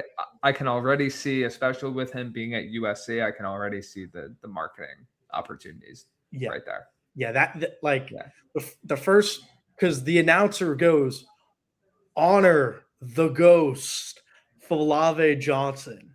I was like, oh, that's sick. That's pretty cool. That's I'm not one for nicknaming high school athletes, but that one was badass. And then if you look, 1 second, having to scroll down once again to find Nick Lanier so that way I can go up to the Florida rankings. I think that's the 4th time you've highlighted it. Yeah, I 4th recruit in the state of Florida. Okay, guys. I'm sorry. It genuinely pisses me off. Like, please compile this as just a rivals. What are you doing? And like post it as an IG reel. And everybody's going to say that I'm glazing, but that's fine. I don't care. It'll get you clicks. Guys from Palm Beach County, that's my bread and butter. That's my baby. 561 forever. We had 10 dudes listed in the Florida top 100. Congratulations to all 10 fellows, by the way. All 10 of these guys, excellent human beings, even better football players. cannot speak highly enough about these guys. And guess what? I have 30 minutes to do so. So I will. First Oh, off, I don't know about that. 30. you want to see me go to 40? No, just rattle them off. All right. So first top guy on the Rivals on 3 ranking is Mr. Jamar Thompson, big 40, defensive tackle from West Boca, jumping from 47 to 21. In terms of blue chip defensive tackle prospects, look no further than Jamar Thompson, future Miami Hurricane. What he does on a weekly basis is incredible. He bullies. As you know, Palm Beach County unfortunately doesn't have a lot of large offensive linemen that maybe don't go to West Boca. So Jamar Thompson just bullies you, and it's really fun to watch. Finished his season last year, 42 total tackles on the interior, 16 TFLs, 5 sacks, 1 forced fumble, 3 PBUs. Numbers speak for himself. The absolute breakout star of Palm Beach County from last season, Mr. Tyler Alexander, another defensive tackle from Palm Beach Central, jumping from 41 to 34 since the last update. 46 tackles, 20 TFLs, 2.5 sacks, but 25 QB hurries. Tyler's a guy who, like I said, just absolutely bursted onto the scene last year. Great young man. Very quiet, very laid back. Just goes about his business. I like that. Just shows up, lifts some weights, student athletes a little bit, and then rushes your favorite quarterback for at least 4 times a game. What he has done over the last couple of years has been incredible. He's going to be the main game plan against guy at PBC next year. I would love to figure out how you are going to shut him down. Number 3, Tamarian Moreland Jr., safety out of Palm Beach Lakes, jumping up 3 spots, 45 to 42. He's a two-way guy getting recruited for safety, has basically every high major offer in the country. All of these first 3 dudes do. Lil Timo, because his dad is Tamarian Moreland Sr., one of the best coaches in Palm Beach County, very good friend of mine. Shout out Coach Timo. I would love to come on the Coach Timo podcast. I'm sure me and Brandon would be excellent guests. Maybe me more than you. But Timo has really framed out being 6'1.5". He's 190, 195 last time I talked to him.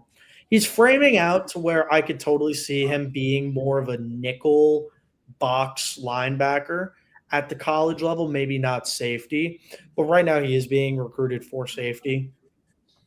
45 tackles, 2 TFLs, 7 PBUs, 2 forced fumbles on the year. Kid's a hitter.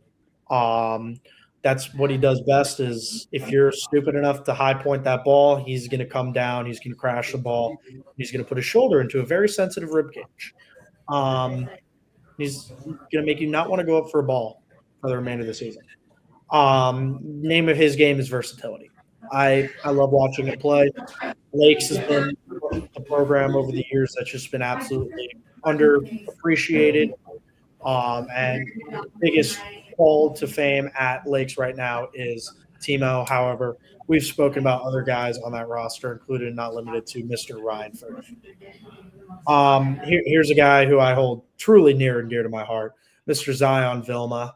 Same thing, two-way star, receiver, corner. Very, very, very impressive player. Yes. From Dr. Joaquin Garcia High, going from 86 to 47. When you have 1,000-yard rusher, 1,000-yard receiver, double-digit touchdown catches, and a handful of interceptions on the year, that's a pretty solid junior campaign. And the fact that I actually I do not want to discredit him, and I want to make sure that I get his 40 time correct. A 4.39 at the That's impressive. level. That's impressive, and you can see why. We've discussed this before. You can see why he's getting a big push from in recruiting from a lot of big schools. Yeah, and that's the thing is when you have a guy that can truly do it all, it's like the NFL draft a couple years ago when Kyle Hamilton is the most polarizing prospect in the draft. It's almost like this year with Caleb Downs. Don't overthink it. Just take the best player available. And guess what? Pound for pound, the best player in the state is Zion Vilma, which is why after the update, he is now the number 1 ATH in the state. Congratulations, Z. Coming in at number 5, Kelsey Gerald, running back from Santa Lucius, going from 42 to 55. This one was very questionable to me. When you have a dude rushing for almost 1,300 yards, and quick mental math because math is fun. I had a long day. When he's going for 8 yards per carry, having 600-plus yard games and 10 touchdowns, why are we dropping a kid 13 spots? I don't get that. And what more does Kelsey Gerald have to prove? Once again, 8 yards per carry, 1,250 rushing yards, 600-plussers. I understand that. I don't know. Running backs are undervalued at the NFL level. But at the high school level, why are we doing this, guys? What are we doing? After that, Damari Jerry, linebacker, safety. I have him as athlete because you can play him all over the defense. West Focus standout. Skyrocketing 41 spots from 111 to 70. 79 total tackles, 11 TFLs, 3 sacks, 2 forced fumbles, 2 fumble recoveries, 4 pass breakups, and 2 defensive touchdowns. Yeah, I mean it's exactly.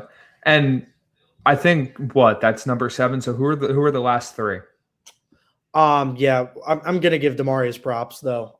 In terms 100%. of the prototypical versatile defensive piece that you can put as if you run a 2 high safety set, you could put him as either a strong or a weak side, and he'll succeed. When you have a guy that you could put at the nickel, when you have a guy that you could play as a box in the box, when you have a guy that you could play as your Mike, congratulations. You have the ultimate chess piece. You are literally playing with the queen in chess. You can put him at any position on the field, and he is going to succeed and take out your best piece.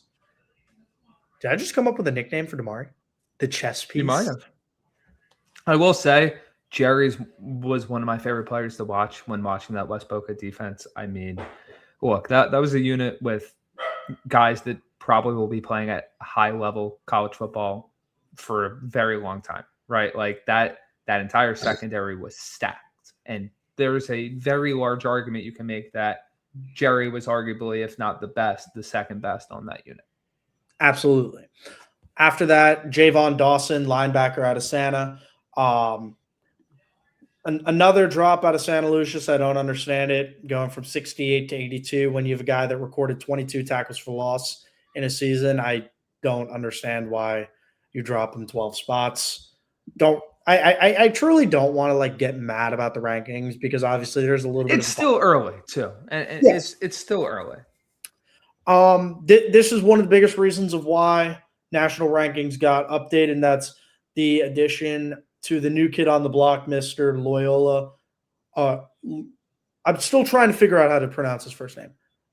We're going to call him Loya Velade, wide receiver, corner, coming to West Boca from Tennessee. Obviously, previously ranked not ranked because didn't live in the state until early last week.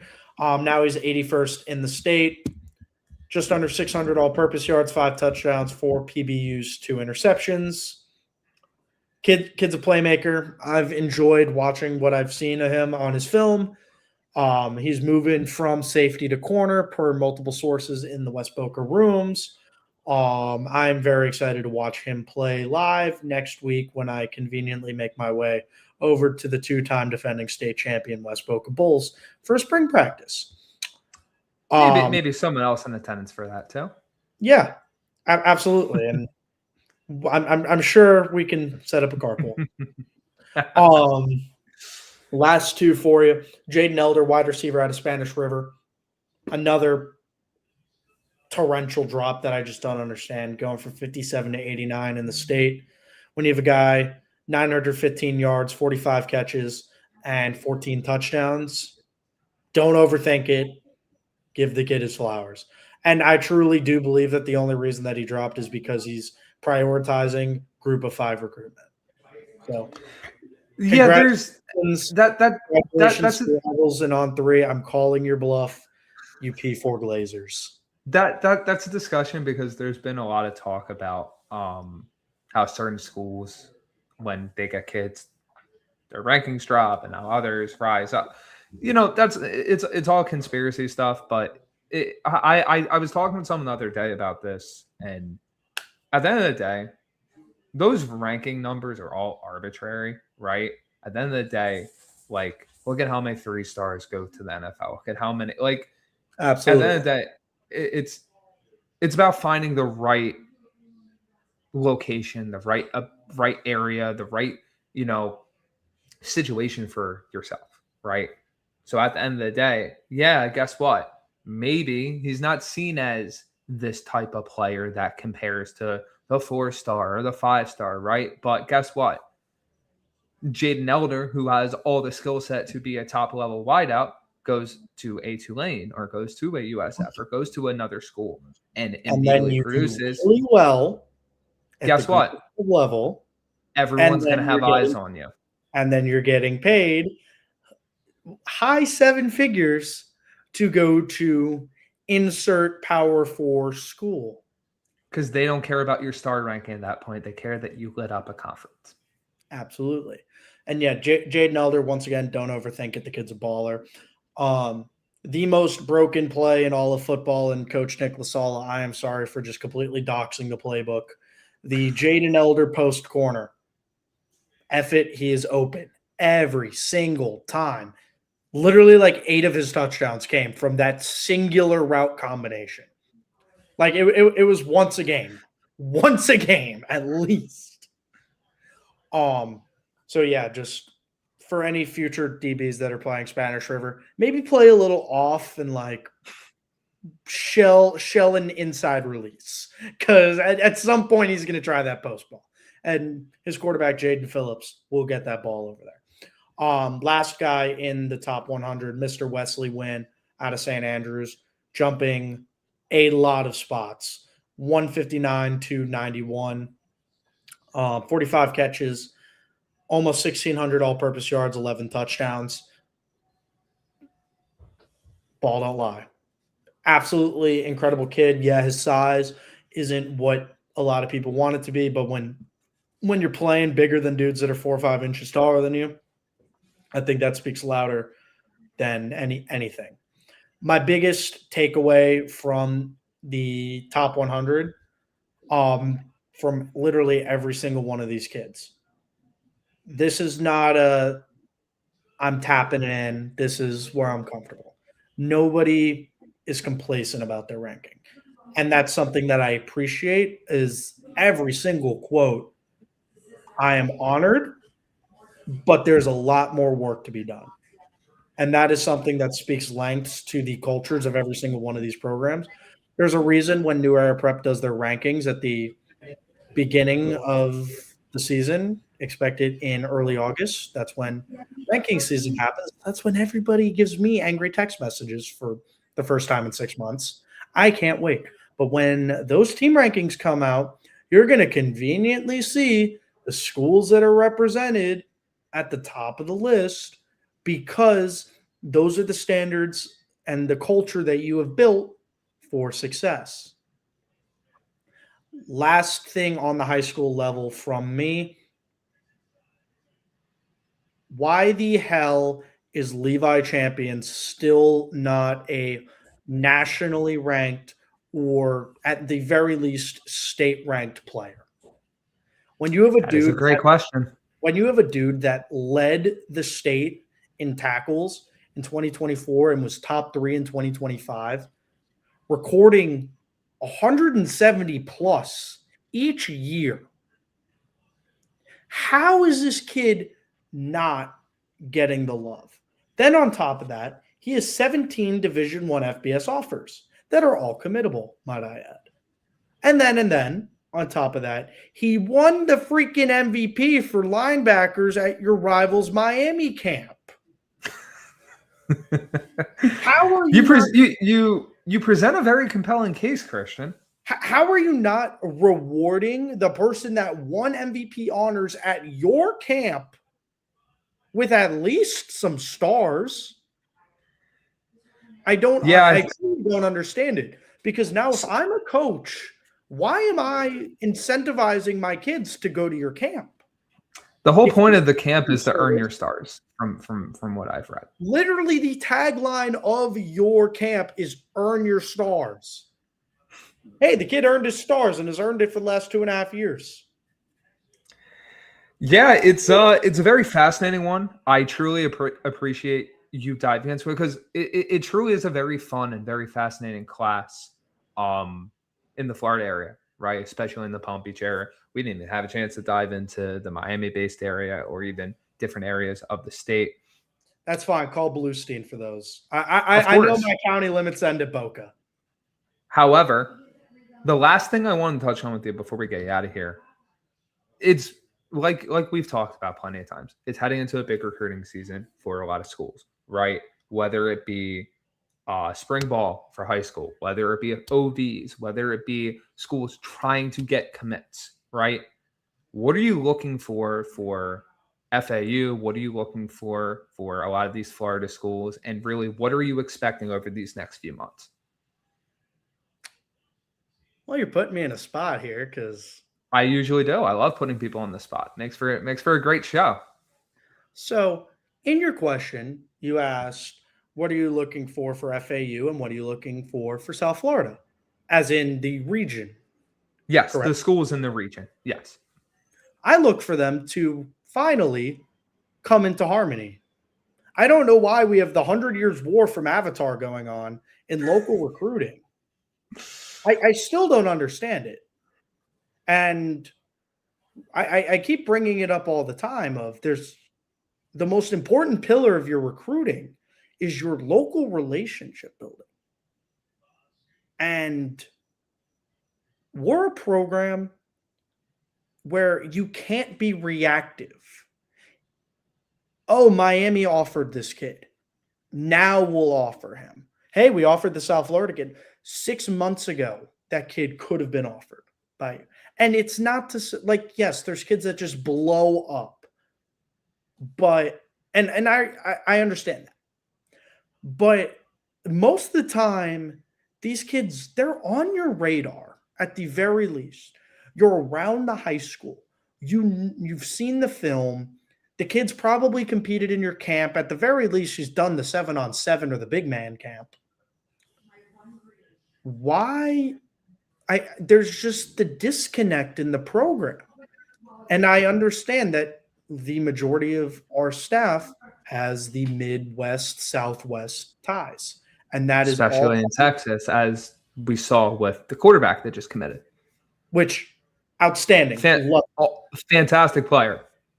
Brandon, I'm going to give you the key to building a successful college football team. You ready? I'm ready.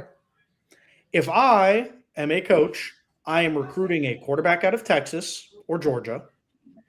I am recruiting every single one of my skill positions out of Florida, and that is including and not limited to wide receiver, defensive back, safety, linebacker, and running back, and defensive linemen.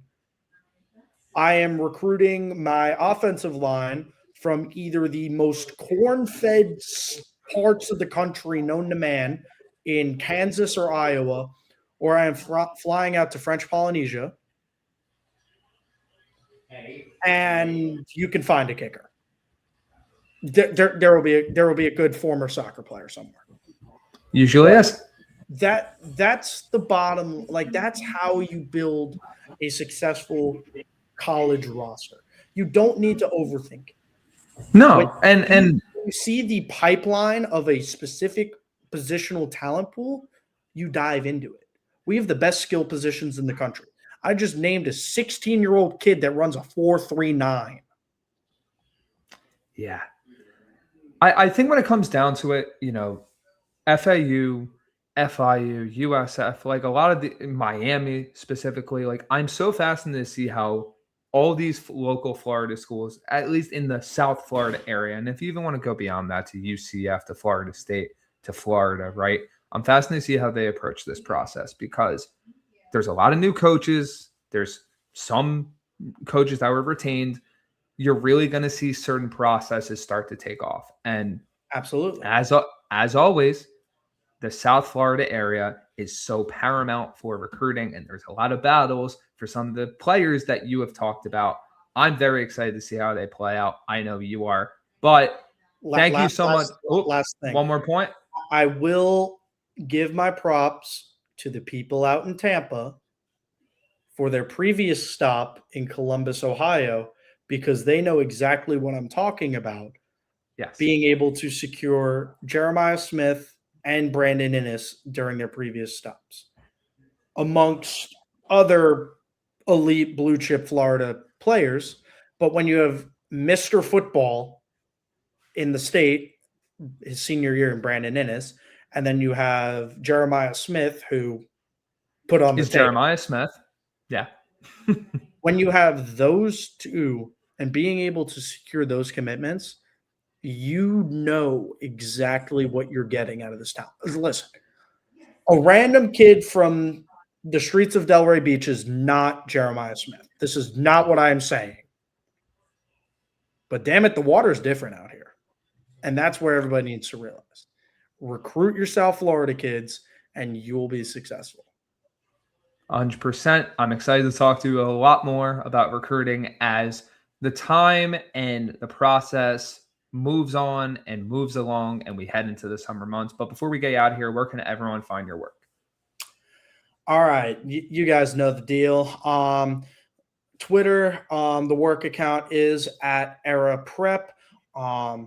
Brandon's been absolutely carrying the show recently over there, doing a lot of high school features, been able to really help dive him into the pipeline. Stay tuned for everything Brandon's doing over there. New Era Prep on IG, New Era Prep _ on TikTok, neweraprep.org on your website.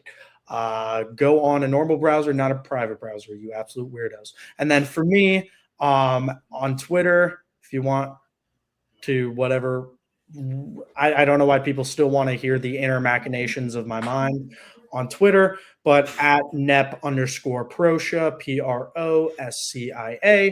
PROSCIA. My photography portfolio is I changed it, is cproscia.photo. Give me a follow.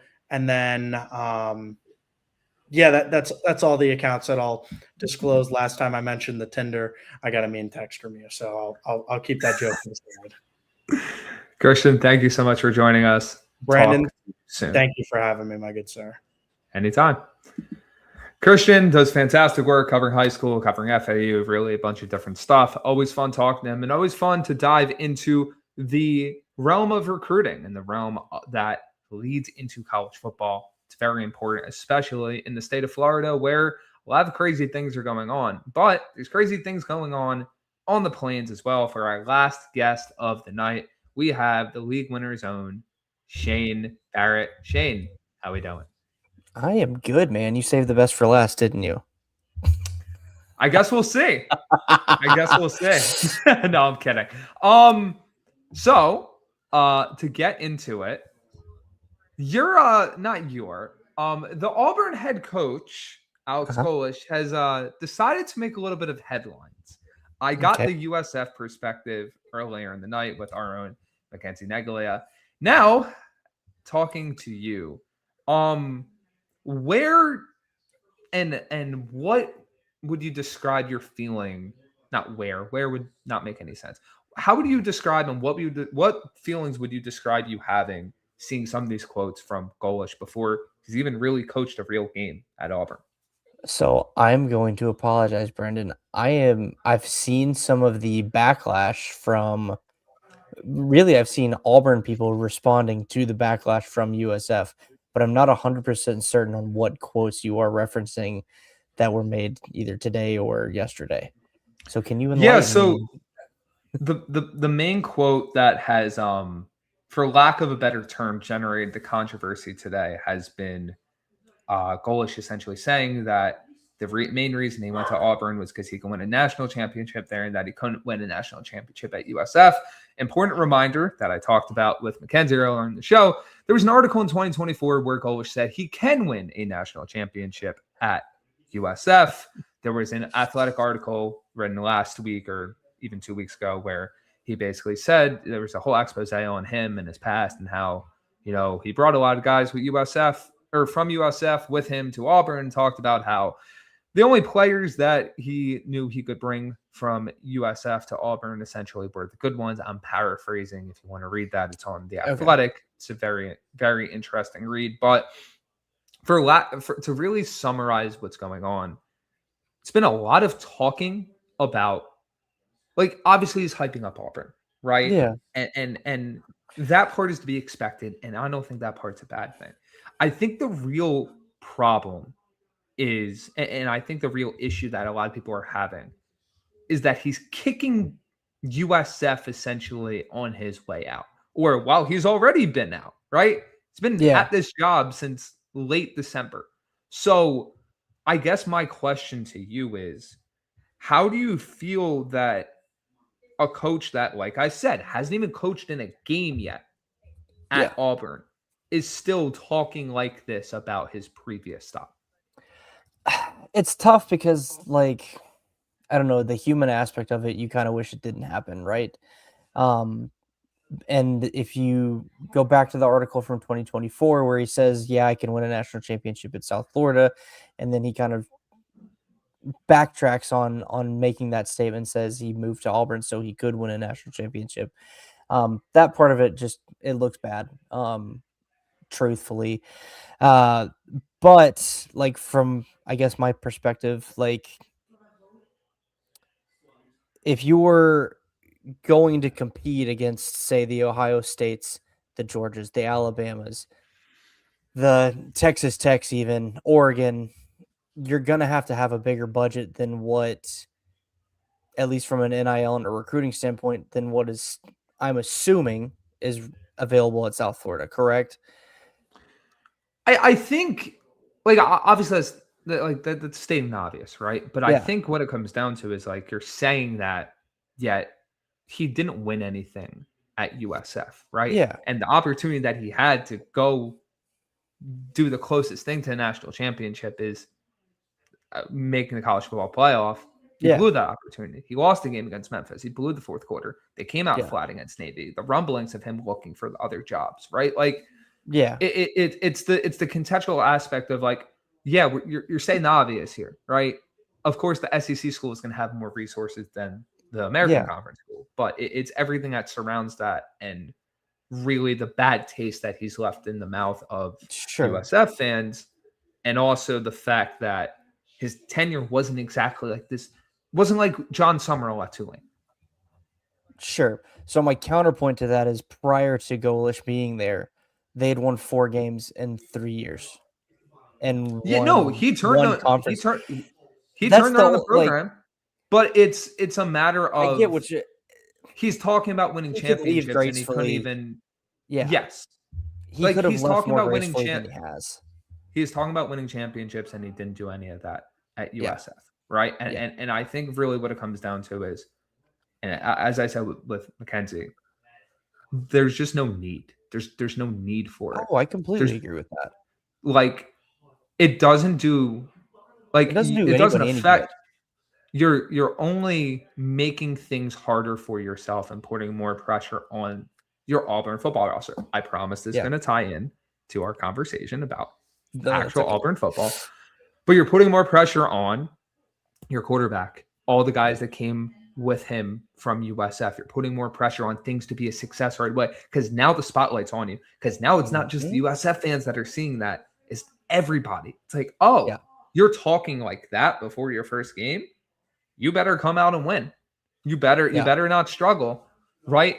You're turning up the dial more than you probably need to, right? Yeah. There's a way to talk about this, to hype up Auburn, to hype up the program that you're at now without disparaging a program that you are no longer a part of. So, transition time. Auburn's A-Day spring game took place, and from what I read, it was very interesting. It seemed that the QB1 was not exactly himself. I found some of the quotes coming out of that game to be really fascinating.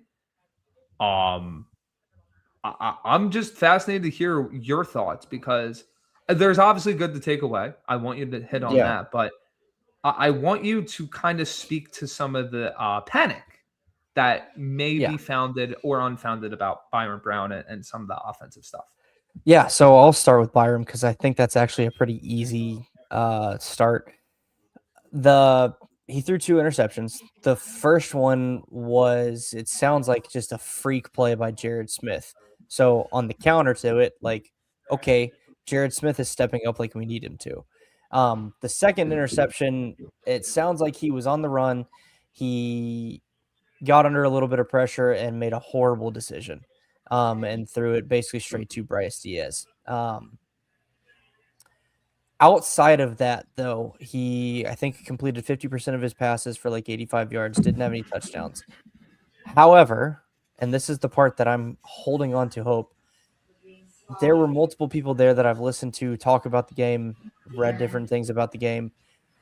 They had such a tight whistle on Byram and once he got into the non-contact jersey that, like, Brandyn, I don't know where you live, but basically it was like if you and I were playing football right now, however far apart we are, if I got 1 inch closer to you, they were blowing the whistle dead on Byram. And I think part of that was to be like, okay, we know Byram can go and get stuff with his legs. Let's end the play and go try and find another way to score. And so it was forcing them into situations to, I think, make them a little more uncomfortable.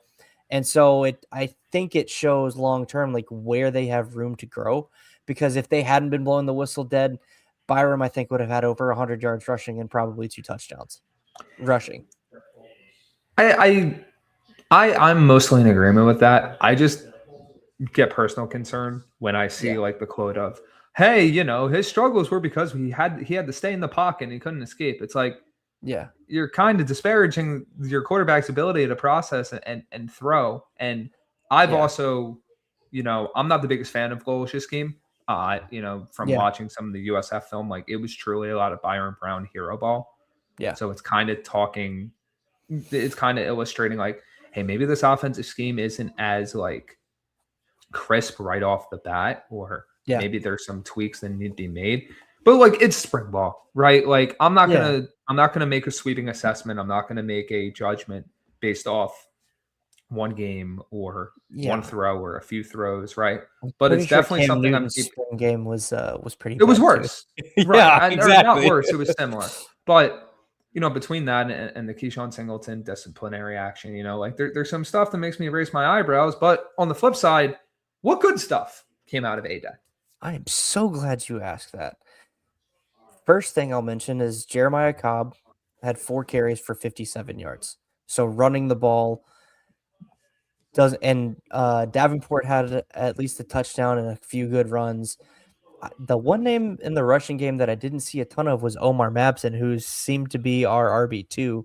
I didn't see his stat line from the game, but the good news is it seems like Auburn's going to be able to run the football, which yields to another question that we've had basically since Golish has gotten there is, what is this offensive line going to look like? And if they're able to run the ball against what was clearly a good Auburn defense last year against the run, brought a ton of guys back, still have Durkin, and the defensive stats. So the scoring system was weird. The offense won 66-43. So the defense still scored 43 points in this weird scoring system, which means they had a really good day too. And so I think Cobb being able to get that amount of run on a limited amount of carries, Davenport scoring a touchdown, I think the running game and the offensive line are ahead of schedule. And then looking towards the future, it actually gives me a lot of hope because Tristan Tia probably had our best game as the quarterback. That's what stood out to me from what I saw. Yeah, that's huge. He had the only passing touchdown to Duke Smith, who up until this point, from anything that I've listened to and read, Duke Smith his name hasn't come up. We've known he's been there. He stayed through the transition to goalish, but we haven't really heard anything. And then he goes out and has a relatively good game in A-Day, scores the only passing touchdown. Cool. There's another check mark towards the future. And then the biggest one on offense that I'm the most excited about is Deshaun Spencer. He had 9 catches on 10 targets for 93 yards. Just watching some of the clips, the kid is just electric, and he's gonna break so many people's ankles. It's not funny. So, and I just think like the development of Spencer. There's Brian Williams Jr., who's also a true freshman. You've got Duke Smith, Eric Smith. Like seeing some of these guys come through A-Day and perform gives me more hope towards the future. And like obviously, like yes, I want this year to go well, but everyone's talked about how this year mix. It has to be a mix. Exactly. Yeah. And so everyone's talked about how this year Auburn's schedule is really tough. I think we talked about it, or at least talked about it with Thomas last week. Like there's some question marks on that schedule that maybe it's not as tough as it looks. But like if they go 8-4 this year, I'll be happy. And that's going to rely kind of a lot, like you said, on Byram. But I think with what we saw from A-Day, it's also going to rely on the running game and the defense. And the defense, I mean, they had 4 interceptions, I think. They picked Byram off twice. They picked Tia off once, and they picked off, I think, Reese Brush late in A-Day. Jared Smith looked like an absolute home wrecker, which is what we need with Keldrick Falk and Kieran Crawford both going to the NFL draft. Like, we needed somebody on that defensive line to step up. I've been hoping that it was going to be Jared Smith. And over the last week, we've heard, Jared Smith is taking that step to be the next great defensive edge from Auburn. That's great to hear. A lot of great stuff happening, and I'm really interested to see how it goes as things head towards the season. My last question for you, though, actually, 2-parter. So, still my last question, but a 2-parter. First part, who are the 2 guys, one on offense, one on defense, that you are expecting to break out this year, whether it's older player or younger player? And number 2, what do you expect Auburn to target over these next few months when it comes to high school recruiting? Ooh, great question. 2 guys to break out this season. On defense, I'm going to give you a tandem, if that's okay. Love that. And it's two true sophomore defensive backs. It's Eric Winters and Antwan Newboy Fagans. Winters is going to be one of the starting safeties. Fagans is going to steal from you in Christian's last segment. He's going to be a chess piece. I think is what you guys nicknamed one of the kids. Fagans has been moved around from nickel to outside corner to safety. He's going to be moved all over the place, and they're going to find a way to get him on the field because he's just that dang good. He's one of the guys that had an interception. Winters last year led, I think, all freshmen or was in top 10 freshmen against the run as a true freshman safety playing relatively limited snaps. I think both of those guys are going to step up and be really good for Auburn's defense. Offensively, man, I think from what I've heard, you know what? I'm going to go out on a limb here, Brandon. I'm going to stick with Deshaun Spencer. Actually, I think as a true freshman, yeah, even with as many wideouts that were brought in, yes. I just think from what I've heard over the last 2 weeks and with what occurred at A-Day, the way that kid plays football, they're going to have to find reasons to keep him off the field because I think he's too good. I mean, I love kind of rubbing. I don't love rubbing this in as much as certain people that I listen to do, but he broke all of Ryan Williams' high school records at Saraland. Oh, If that tells you the level of player that Deshaun Spencer is. But Williams got more of the fanfare from a recruiting standpoint and whatnot. And so I really like this Deshaun Spencer kid. I know it's going to be harder for him because, like you mentioned, like there's Singleton, there's Koger, there's Nimrod, there's Neptune, and what's the kid's name? There was one other Pettigrew? receiver. Yes, Pettigrew. That all came over from USF. That also includes Bryce Kane that stayed, Brian Williams that came in, Eric and Duke Smith. Like Auburn has a ton of receivers, but I really just think Deshaun Spencer is going to be that good. And then love that answer. Targeting from a high school recruiting standpoint, we are targeting Will Mensel, who's the number one recruit in the country or quarterback in the country. I think right now he is leaning towards Oregon. However, I'm reading tea leaves and projecting a bit here, so don't take this as gospel. But Myson Johnson Cook is, I want to say, a 4 or 5 star running back who Auburn has been pushing for very, very hard. He is actually at Auburn right now doing an unexpected multi-day visit. He tweeted at Mensel today saying, because Mensel's supposed to announce tomorrow afternoon on YouTube where he's going. Myson Johnson Cook tweeted at him and said, like, hey, like, let me know where we're going. And so there's a part of me that has just a small sliver of hope that Mensel is still leaning towards Auburn. If those are the two positions I think that Auburn will look at relatively hard, our quarterback and running back. And then obviously they've got to build in the trenches.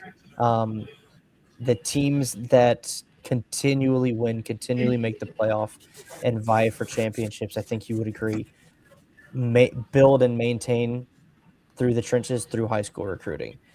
If offensive linemen and defensive linemen are hitting the portal, there's usually some reason for it. I mean, that's obviously with any position, but like if you're not staying at your school and developing as an offensive lineman or defensive lineman, something went wrong, I think. And so that, along with quarterback and running back, are the two positions I expect them to hit heavily. Linebacker, they may take one. Defensive back, I don't know if they may take one. And then wide receiver, it'll just be iffy. I love that answer, man. Before we get you out of here, where can everyone find all of your stuff? You can find all of my written work at the League Winners and retweet it at FFShaneB, and be on the lookout on Twitter, X, whatever you want to call it this week. I will have a semi-special announcement for something that I do annually. Hint, hint, wink, wink. Awesome. Shane, thank you so much for joining us. I'll catch you soon. Thanks for having me, man. Well, folks, it was a very fun, very eventful show, over 2 hours long. Thank you guys for joining the latest edition of College Football Now. I'm Brandyn Pokrass. I will be back next week in the saddle again, hosting what should be a very fun, very eventful show. But for myself, Brandyn Pokrass, thank you guys for checking out this episode. I will catch you guys next time. Have a great evening, day, wherever you are, and see ya.